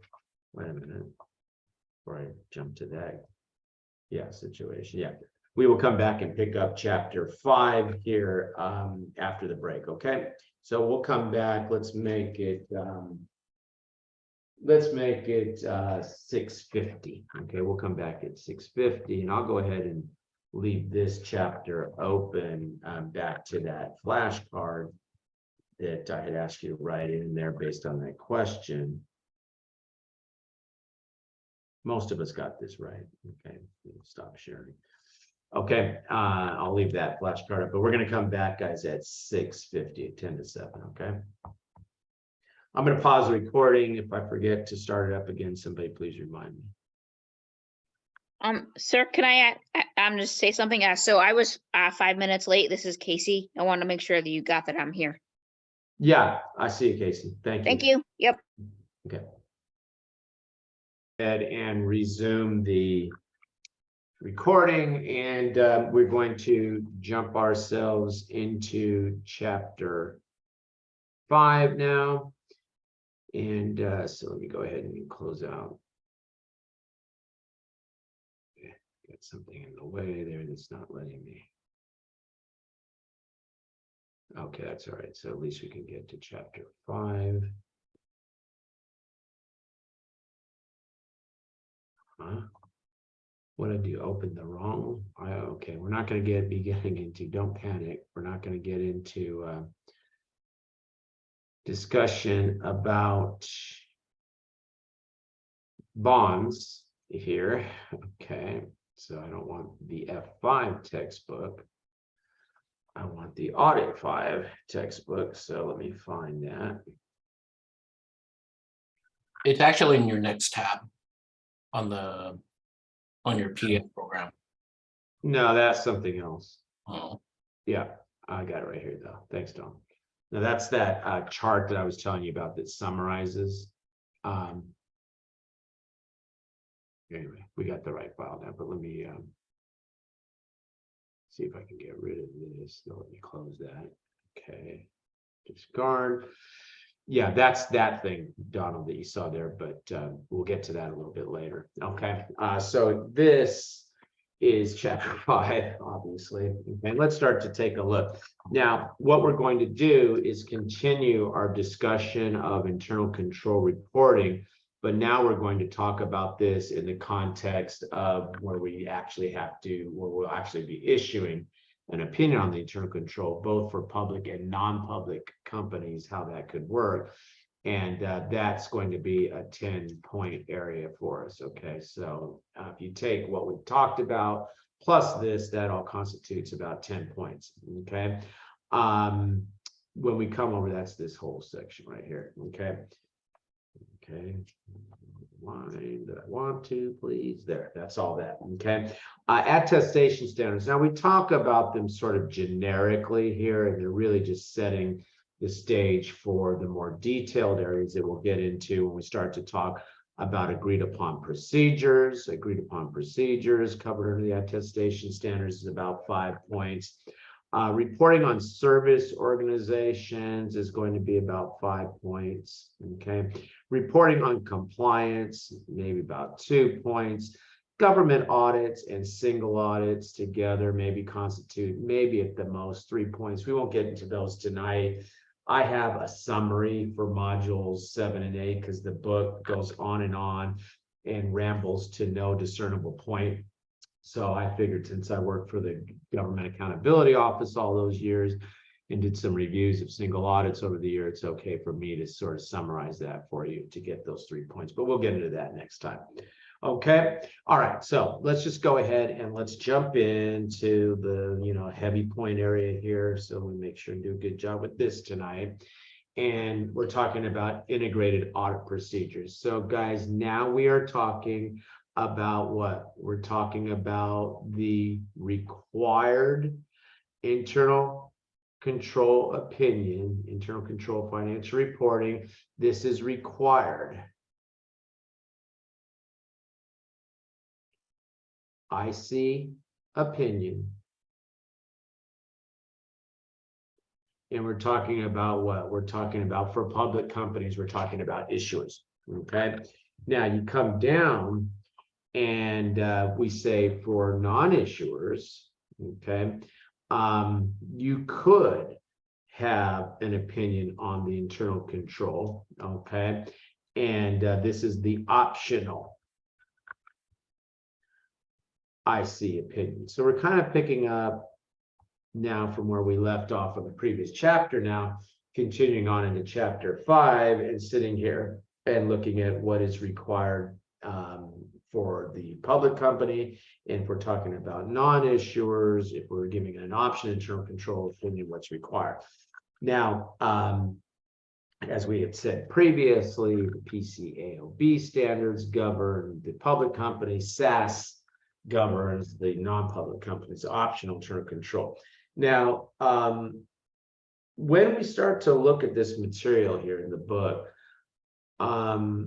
if at some point you get confused as to whether I'm talking about public company or non-public, or whether I'm talking about them simultaneously, please ask, because that's the way this information is presented to us. They give it to us where they're talking about them together simultaneously. Sometimes they break off and they talk about them separately because there are some subtle differences between what you would do under the required internal control opinion under PCAOB requirements for public companies versus the optional internal control opinion that would be for non-public companies under the SASs. Okay, so you can see that we start out talking about them simultaneously, and it's because the objective is the same, which is to give an opinion on the internal control. So now, yes, we'll give the opinion on the financial statements as we've been talking about, but we will also be giving an opinion as to the effectiveness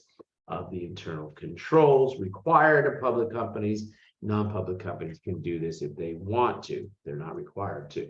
Okay.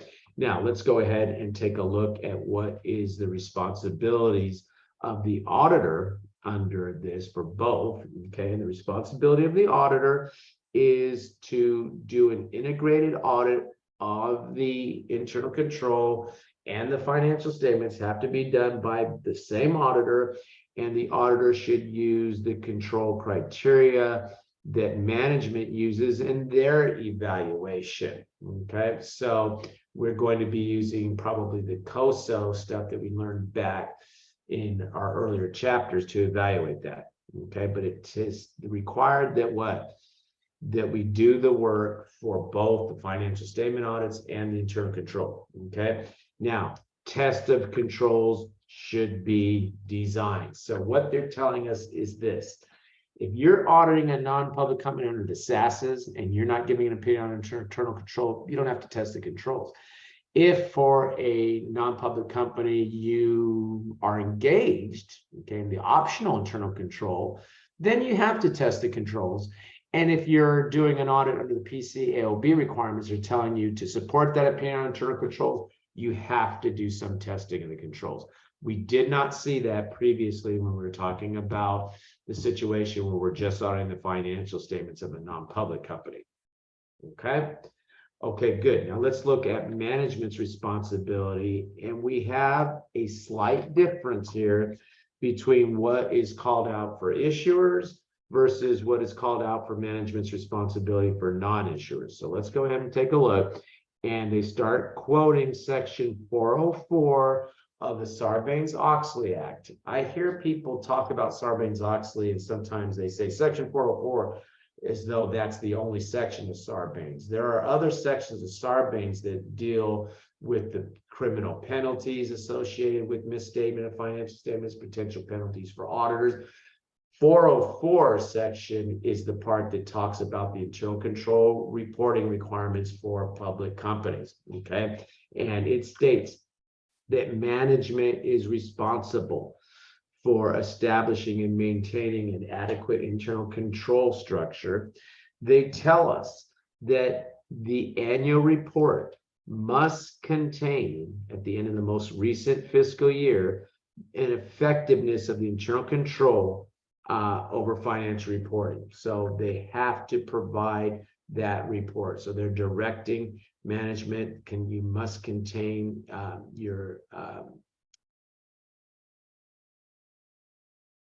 in your annual report. There it is. I couldn't find the annual report for a second. In your annual report, you have to have established and maintain adequate internal control. And as part of your annual report, you have to contain an assessment at the end of the most recent fiscal year, an assessment on the effectiveness of the internal control. Management has to do that. Management is responsible to do that. Okay. Now you come down and let's take a look at what happens for non-issuers. Okay. And management has to, and let's flashcard some of these requirements for management, has to accept responsibility for the effectiveness of internal control, evaluates the effectiveness of the entity's internal control.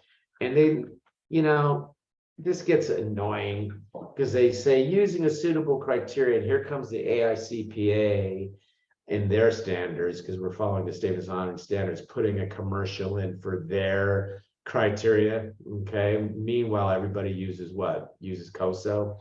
Okay. And then come down, and management is responsible for an assessment about the effectiveness of internal control and providing the appropriate evidence. Okay. So you go ahead and you flashcard that. Okay. And continue to flashcard that coming down on this part of this flashcard of management's responsibility for non-public companies, provide a written assessment about the effectiveness of the internal control. The as of date should coincide with the date of the financial statements. And if management refuses to provide a written assessment, the auditor should withdraw from the engagement. So when you look at this, what the SASs did, because remember we're under the SASs, is they sort of mimicked what Sarbanes-Oxley is saying, which is what? You have to provide a written assessment, and that written assessment has to be as of the date of the financial statements. And if they don't follow this, then in most cases, the auditor is going to need to withdraw. Okay. Now you come over and they start to talk about written representations. Now, what happens? Let's not get confused, because it's easy to, about what we're talking about here, because they have to assess their internal control. They have to include that in the annual report. They have to include that along with the auditor's report under the SAS rules. So SAS sort of mimic what the Sarbanes-Oxley and PCAOB requirements do. But now we're saying, hey, there needs to be a written representation from the client to the CPA. So this is the representation letter stuff now that we're talking about here, right? Management representation letter as it relates to an engagement dealing with giving an opinion on the internal control. Okay, so let's flashcard this. Management acknowledges their responsibility for maintaining the internal control. A management assessment as of a specific date and what criteria did they do? So they gave their assessment, right?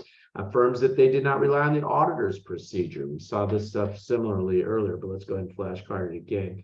Here, it states that management has disclosed deficiencies in the design and operation of the control, describes any fraud resulting in material misstatement or fraud involving senior management because of deficiencies in the internal control, and state whether there have been any significant changes to the as of date. Again, as we said earlier, and I'm realizing we almost have a repeat on our earlier flashcard, but as we said earlier, the date of the internal control reports can be the date of the financial statements, but management may get rolling before that's finally issued and correcting some of those, and they would need to talk about any changes that had been made. Okay. Now, if the auditor does not get this written assessment,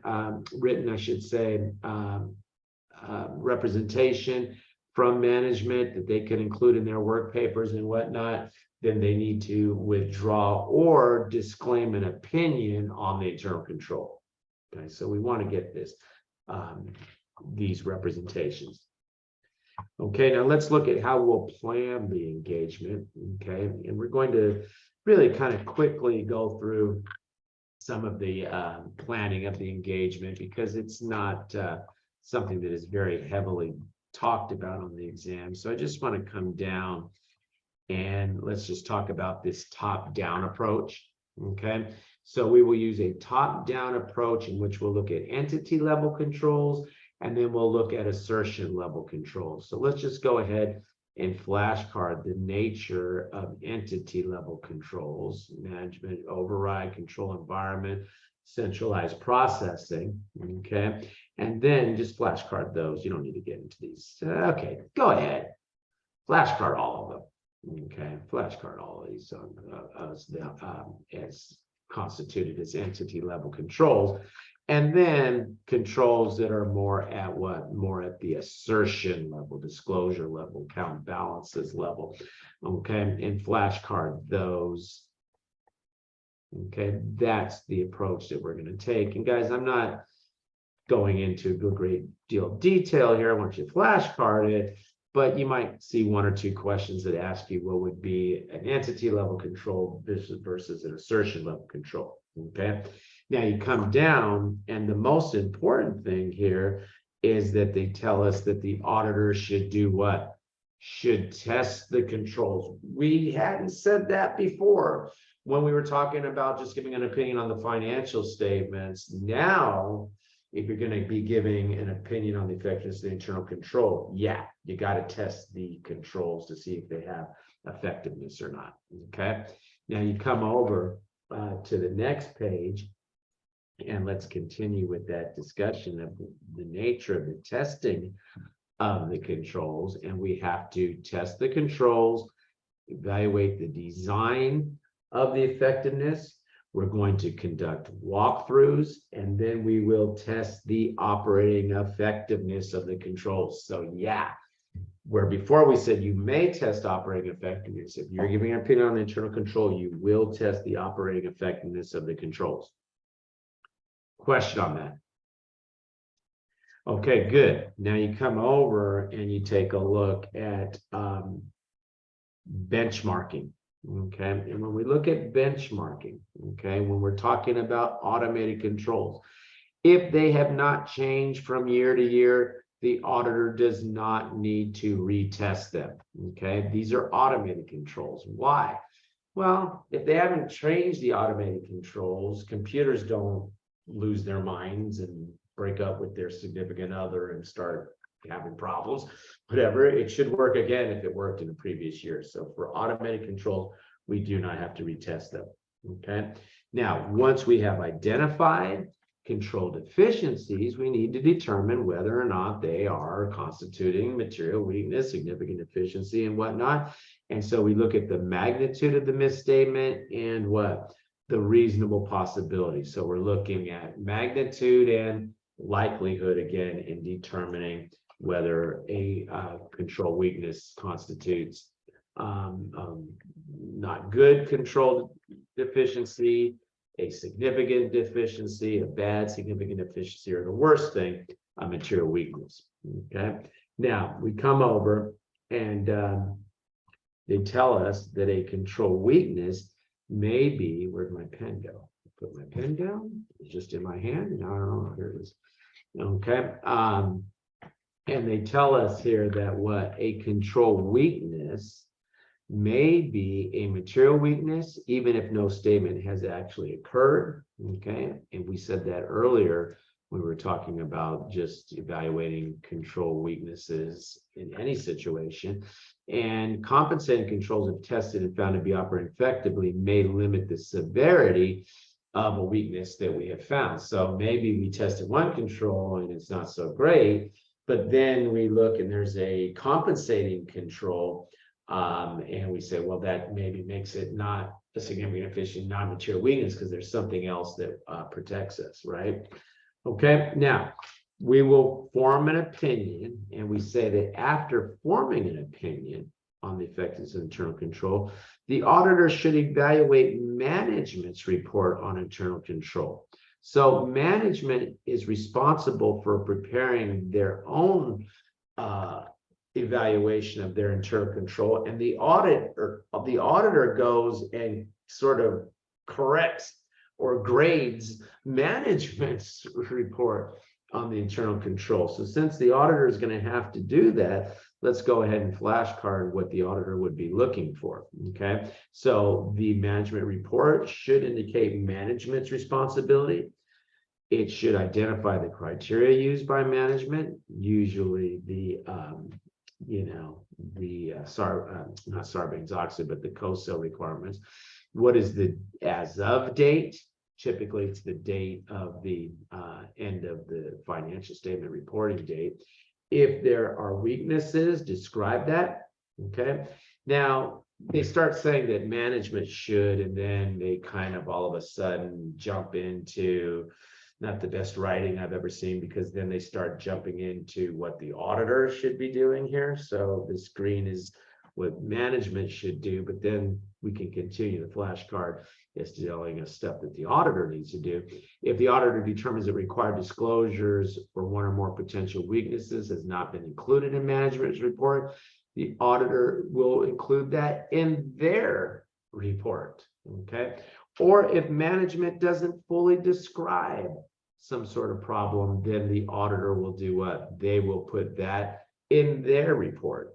Okay. And if management refuses to supply the report here, we've already said, then we're gonna withdraw from the engagement, because the rule is, here's our report on internal control, here's management's report on internal control, and if management's not doing a good job, we're gonna call out those problems in our report. Okay. Okay, good. Now you come over, and if management reports contains additional information beyond that noted above, the auditor will disclaim an opinion on such information. Okay, so flashcard that. Okay, And they give us an example there. I'm going to have to highlight that. You don't necessarily need to flashcard that, but I want to highlight it because that's the one that they keep, I think, mentioning in questions where management says, but the cost, I call it the WA situation. Management starts whining, but the cost of correcting the deficiency will outweigh the benefit. If they start putting that in their report, then we're going to disclaim an opinion on that. Okay. Okay, good. Now you come over and you take a look and we talk about differences between the two engagements. I'm not going to look at that because I'm going to show you a table where I'm going to compare all three engagements that we've been talking about. No internal control opinion, optional internal control opinion, required control opinion for public companies. We're going to look at all three of those on that thing that Donald was thinking was the PDF. It is a PDF, but that's the one that compares the three. So we'll wait for that. Okay. All right. So let's go ahead and let's take a look at a multiple choice question here.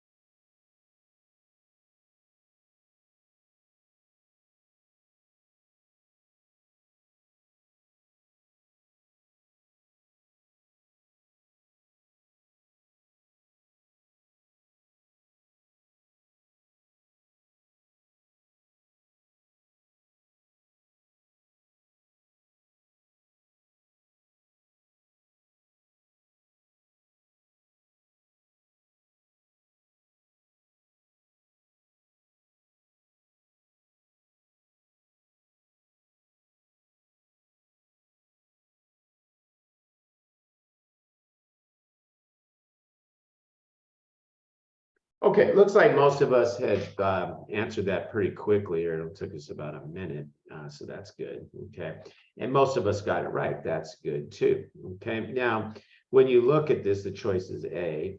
Correct. A is the correct answer, and they're talking about an issuer. So we know that what? We know that we're going to have to include 1 and 3. We've just talked about that. 2. And I think maybe that's why somebody picked maybe B. Okay, but the correct answer is A. It's 1 and 3 only. Maybe some folks picked B. I can't remember now what other people picked that maybe weren't right. But anyway, 2, and what 2 is doing is confusing you about something that we kind of haven't really fully fleshed out for you right now. Okay, but we're going to when we start to get into this next module.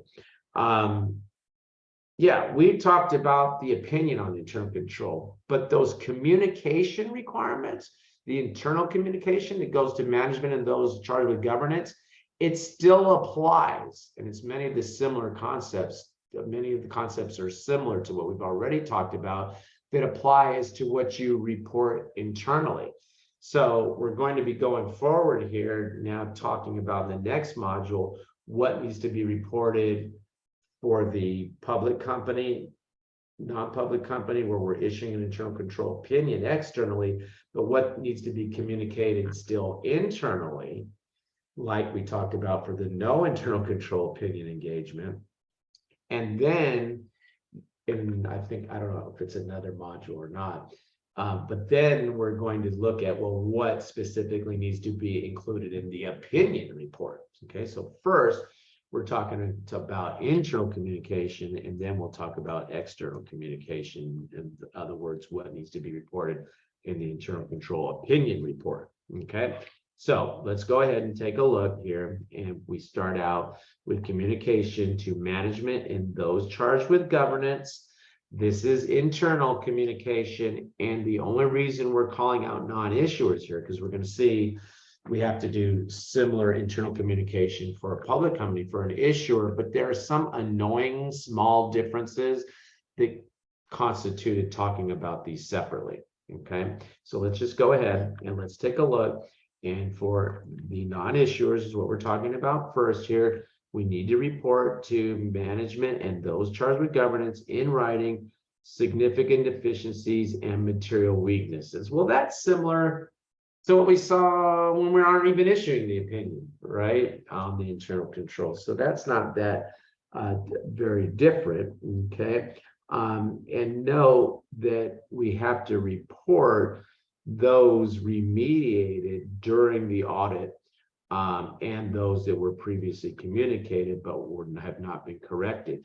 So you're not having deja vu. We did say that before for the non-public no internal control opinion. We're repeating that, or that requirement is duplicated here. Now, they tell us that such communication generally should be made by the report release date. Now, this is interesting because I don't know if it's interesting. If I put the label interesting in this stuff, I'm going to be called out to be a liar. But this is interesting to a dork like me. The report for the situation where we weren't giving the opinion on internal control, they gave us 60 days from the report release date. Here, they're telling us, no, it should be by the date that you're issuing the report on the financial statements and the report on internal control. So they don't give us that 60-day window because we have that other report that's coming out that's talking about internal control, and they don't want the release of the report to get ahead of the communication. Okay. Now you come down and they say that the auditor may choose to communicate significant matters earlier, but does not negate the requirement to have a written communication, even if the deficiencies were corrected. Okay. So flashcard that, it needs to be communicated, and that flashcard that even if they were corrected, they need to be still communicated. Okay, you don't need to read through the communication, guys. That gets a little annoying. Okay, now that up there dealt with what? Dealt with significant deficiencies and material weaknesses. What are we supposed to do with those are the worst and the bad? What are we supposed to do with the not good? Okay, control deficiencies. And so we come over those that haven't risen to the level of material weakness or significant deficiencies. They tell us that the auditor should communicate to management all deficiencies identified, okay, even those that are not significant deficiencies and material weaknesses. And here they give us what? They give us a 60-day window, okay? And we have to inform those charged with governance that such communication has been made, okay? And this can be communicated in writing and need not be repeated because they're not as bad as the significant deficiencies, material weakness, okay? So written communication no later than what? Then 60 days, okay? So they give us 60 days for the not good deficiencies. And we notice it's telling us what? That it should go to management, okay? And that means you don't necessarily have to communicate that to those charged with governance, but you must inform those charged with governance that such communication has been made. Okay. Now you come over and unfortunately we have to tell the board of directors and the audit committee if we think that they aren't doing a good job. Do you want to tell your boss that you think your boss is not doing a good job? No. Typically, that's kind of a tough conversation to have because your boss will say, well, then you're fired, okay? But that's what you're having to do here is you're having to communicate to the people that are hiring and firing you that, you don't think they're doing a good job. Hopefully they won't take it personally, haha, and they'll go ahead and say, oh, thank you. And maybe, maybe it's how you deliver that message is the important thing. Okay, now you come over and the auditor does not provide assurance that all deficiencies less severe than material weakness have been identified. So the auditor should not issue a report stating that no such deficiencies were identified. Okay, you're not there to give absolute assurance, so the auditor should not issue a report stating that no material weaknesses were identified. Go ahead and flashcard that.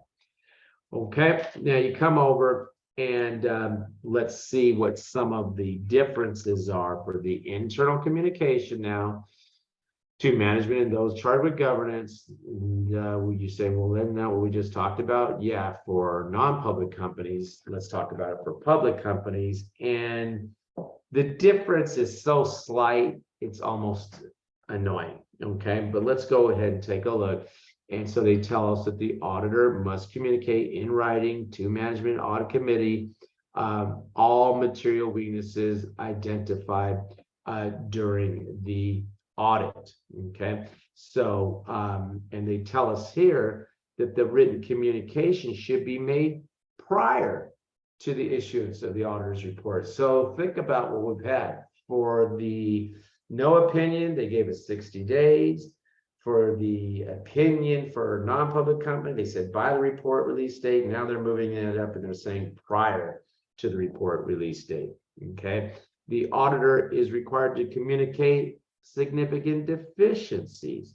Okay, now notice, guys, you're saying, well, wait a minute, why did we say significant material weakness? Why don't we include the phrase significant deficiency up there? And the reason is that for the material weakness, they said prior to the report release date, but for the what? Significant deficiency, check that out, no time specified. That's the only reason that we kind of started to break this out separately for the non-public company, I mean, public versus non-public here for the public company, because for the non-public companies, they combine material weakness and significant deficiency and said, hey, you got by the report release date. Here, they're saying material weaknesses prior to the report release date, and for significant, for the material weaknesses, and for significant deficiency, they don't specify time. Okay, now you come over and they tell us that the auditor should communicate to management in writing all deficiencies. Okay, they had told us that in the situation for the non-public companies. Okay, but now they are telling us that what? They're not giving us any time. Whereas for the non-public companies, they gave us that what? 60-day window to report those. Okay. And we have to let the audit committee that such communication has been made. That was the same, but again, just as we saw for the significant deficiencies, no time is specified. Okay, so for material for the non-public companies, they gave us what? Time as to when we're going to have to do it. For the material weakness and significant deficiencies, they said what? They said by the report release date. And then they gave a 60-day window for the not good control deficiencies, those that are not significant deficiencies, those that are not material weakness. When we got to the public companies, they said what? For the material weaknesses prior to the report release date, and then for the significant deficiencies and the not good control deficiencies, they didn't specify a time. How annoying is that? Okay, now you come over and you take a look, and this is the same. If the auditor concludes that the audit committee board of directors is not doing a good job in relation to internal control, you have to tell them that. Okay, that's not an easy conversation to have, but you got to do it. And that the auditor does not provide assurance, that an audit does not provide assurance that all control deficiencies or significant deficiencies have been identified. So the auditor does not issue a report stating that no such deficiencies were noted. Flashcard that. I mean, that's really getting to our rule, guys, and you can kind of just keep that in the back of your mind as you head into your exam.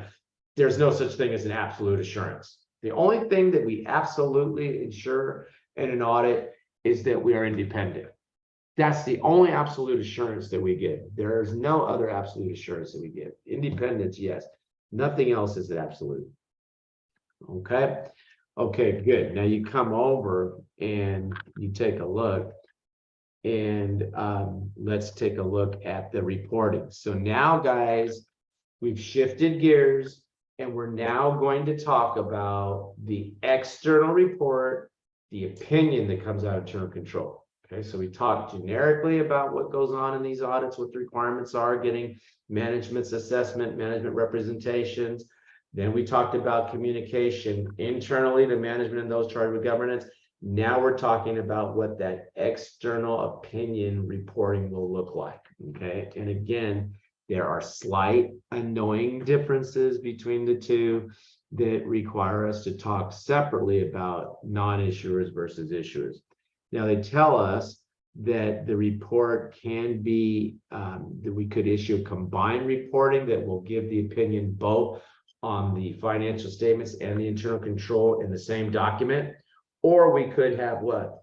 We could have separate reports. If we have separate reports, then the opinion on the financial statements needs to point to the opinion on the internal control, and the opinion on the internal control needs to report to the opinion on the financial statements. So they point to each other. Okay. And the reason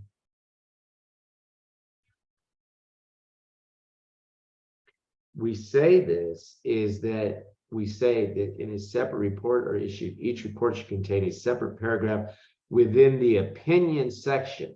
Okay, so flashcard that, but we're going to see that when we get to the public companies, they have us put it in an explanatory paragraph.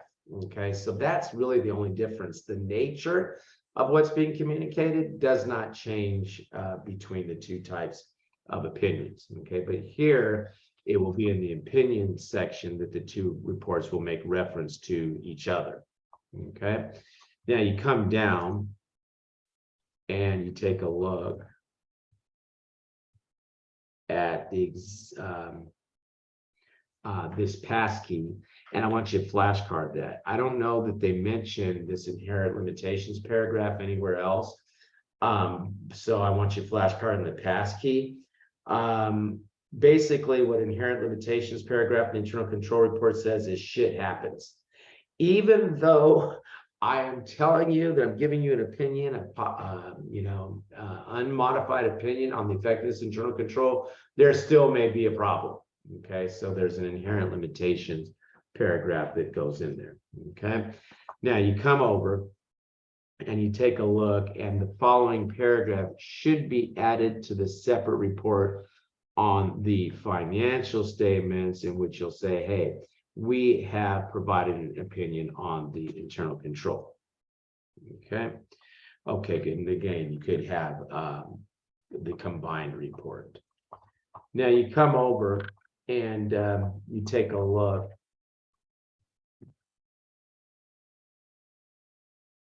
at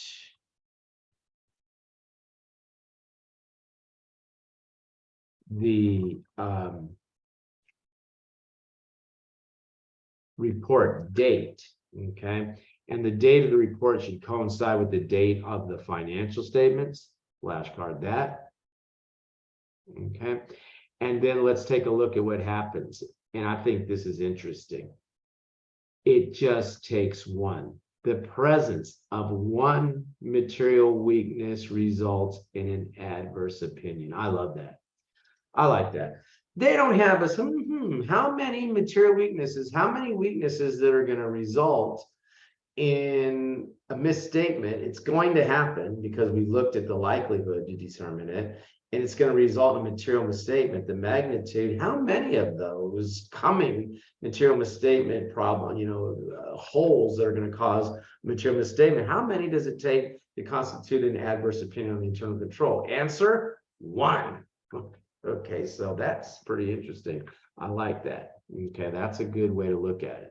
Okay, it takes one because the material misstatement is coming. So it just takes one.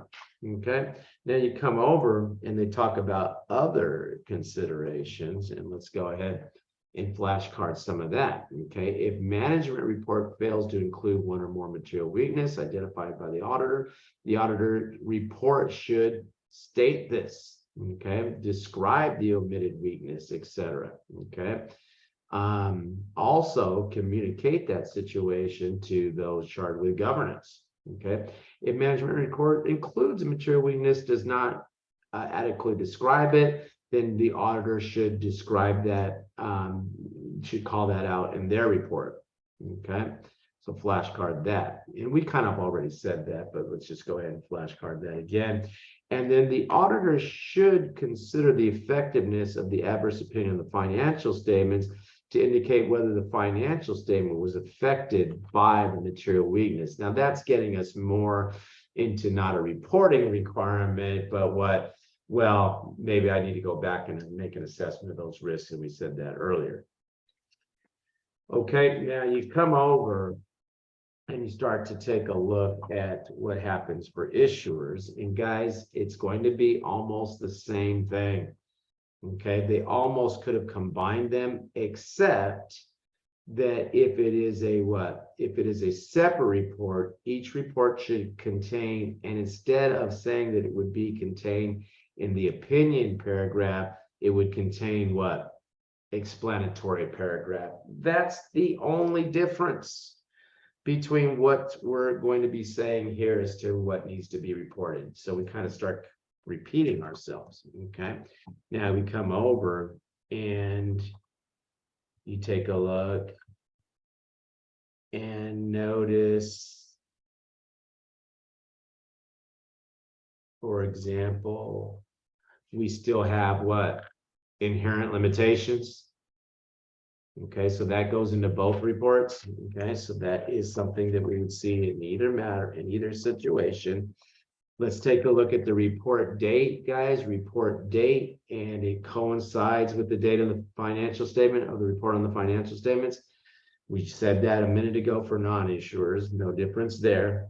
Okay, but flashcard, that's, you know, that's consistent across the two types of entities. Okay, material weakness and internal control, and it's what?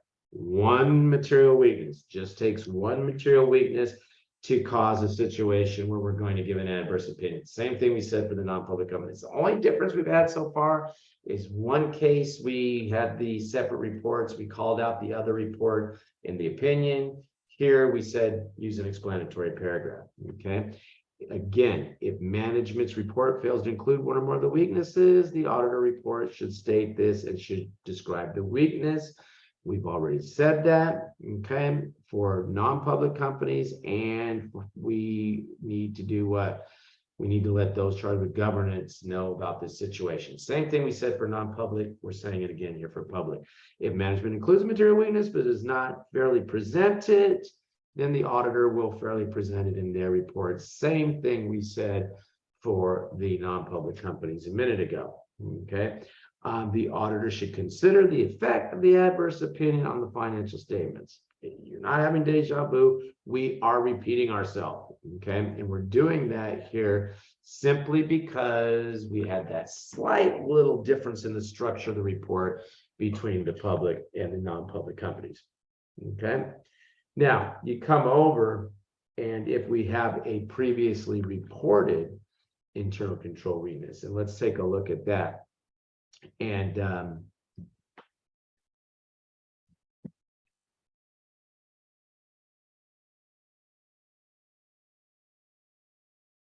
oh, I see what this is, and this is different. So there's this is kind of unique for the public companies here. So what happens? Let's say an entity has some problems with the internal control that are called out, and they proceed to fix those. And then they want an auditor to come in and say, hey, those previously identified problems have been corrected. They can do that. Okay, so this is telling us what would constitute, you know, what would be some of the requirements if you were asked to do that kind of engagement, fixing previously reported internal controls. Okay, so let's just take a look. In some cases, may reveal the company has one or more material. If the material weakness is subsequently eliminated, management may wish to communicate this fact to the investing public. Why not? It may also have an independent auditor attest to the improvements in the internal control. Okay, now let's go ahead and flashcard some things here. And guys, I think I'm saying that this is specific. I just said that this is specific to issuers, and it is not. This could be issuers or non-issuers could do this. Okay, and so what happens? And a test engagement to report on whether the previous reported internal control weakness continues to exist is a voluntary engagement and not required by professional standards. The engagement may be performed at any time during the year. Okay. The auditor's objective is to express an opinion on whether previously reported material weakness has been eliminated. The auditor may conduct such engagement only if, and let's flashcard that, he or she has sufficient knowledge of both the company and its internal control. Management accepts the responsibility for the effectiveness of the internal control. Okay. The auditor's testing is limited to the control specifically identified by management as eliminating the material weakness, and to issue an unmodified opinion, the auditor must obtain evidence about the design and operating effectiveness of the specifically identified control, determine the material weakness has been eliminated, and determine that no scope limitations were placed on the auditor's work. Okay, so that's fixing stuff that was previously reported. Okay, now we get into other reporting issues, and we finally bring the two together here, issuers and non-issuers. And what we're going to talk about really here is scope limitations. Okay, and they tell us that what? You either withdraw or disclaim an opinion. So let's think about this for a minute, guys. They told us that we have one material weakness. One, we do what? We issue adverse opinion. Here they're telling us if there's a scope limitation, we withdraw or we issue a disclaimer. So what reporting option have they taken off the table here for the internal control reporting? Adverse. Modify. No, keep going. Try again. We said just one results in an adverse. Modify. Well, no, that's not specific enough. Modified. You guys already forgot the three options? Qualified. Qualified, good. Never qualify. Anything that tells you that there would be a qualified opinion on the internal control is a wrong answer. There is no qualification. It's what? It's unqualified or it's adverse. It's unqualified or it's disclaimer. There is no qualified option. Okay. Okay, good. So you come over and let's take a look at what happens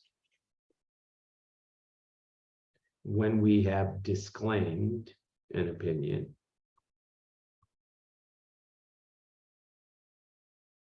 Huh? What happened to where I go?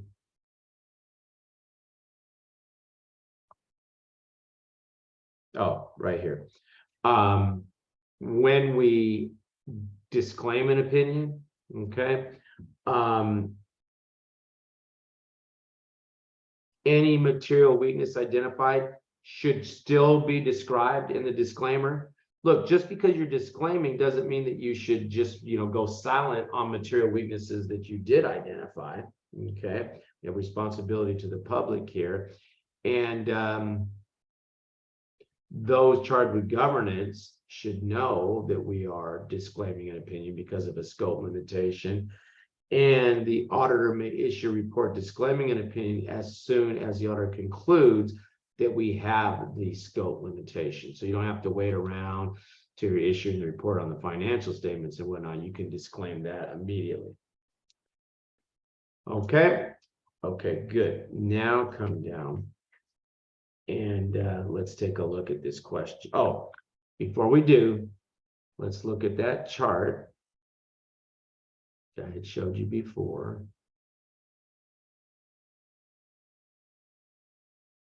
Okay, and so guys, you may need to squeeze your face up a little closer to the screen here. I don't know that going into full screen mode might be better. I don't know. No, yeah, okay, maybe that's a little better, but you may still need to kind of come up close to be able to see it. So notice what I've done here is I have the 3 engagement types. So non-public company under SAS, non-public company under SAS 130, where we're going to be giving the internal control opinion, and then the PCAOB requirements for public companies. There is no oral communication. It's always in written, it's always in writing, right? Written report required on all engagements, okay? And the answer is no. We only have the written report. This is the internal reporting that goes to management and those charged with governance. For the non-public company under SAS, if we have significant deficiencies and material weaknesses, okay, we don't have to give a written report under those circumstances if we're just communicating we're just reporting not good control weaknesses, okay? Written report is required in all engagements. Yes, you always have to have a written report under the Sarbanes and under the non-public where we're giving the internal control. What must be reported? Significant deficiencies and material weaknesses. Everything gets reported under the Sarbanes and under the optional internal control opinion. Who and when? Management and those charged with governance. And they told us what, within 60 days of the audit report. For what? For the not good control deficiencies, we report those to management and within 60 days, and that's both the case for the PCAOB requirement and the SAS 31 requirement. The difference though is that what for the non-public companies with the optional internal control, they give us 60 days. Under the PCAOB requirements, remember they didn't specify a time. Significant deficiencies and material weaknesses need to be reported to management and those charged with governance by the report release date. If we're talking about a non-public company, significant deficiencies to management and those charged with governance, no time was specified. Material weakness to management and those charged with governance prior to the issuance of the audit report. Okay, so that kind of point there. The report is restricted. Yes, report is restricted. When we're talking about the internal reporting, no, we're issuing an opinion, right? Okay, evaluation, written evaluation. Do we have to test operating effectiveness? No. If we're not giving the opinion on internal control, yes. In the other cases, written management evaluation, no. Yes, yes for the others. Auditor evaluates management response. Obviously, if they don't have to provide management reports, if they don't provide the evaluation, there's nothing to evaluate. Yes, yes, in the case of the others. And maybe I should have put the issue of the opinion sooner as a column. We don't have an opinion in the first option. The other two scenarios, yes, we did have an opinion. Scope limitation, et cetera, is not relevant if we're not giving an opinion. Scope limitation, we disclaim. Material weakness, we adverse, never qualify. Okay, so this sort of flashcard here, guys, if you will, kind of gave you what I thought were some of the key elements that were taken away from a lot of that information that we highlighted as we went through the text. Okay. Okay, good. With that, we can exit this and we can go back now to the textbook and let's see if we can answer that question that we had, class question we had.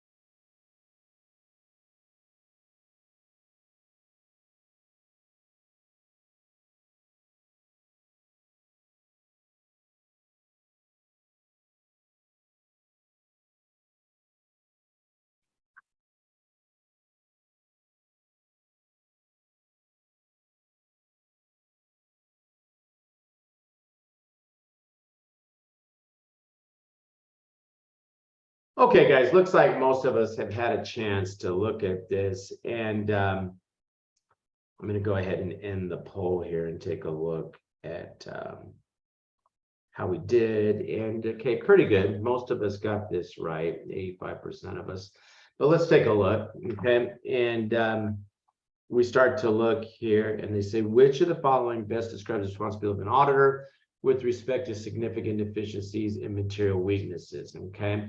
Must be communicated to management and the audit committee. That's pretty easy, guys. We know what both significant deficiencies and material weaknesses must be communicated. Okay, so that got us down to 50-50.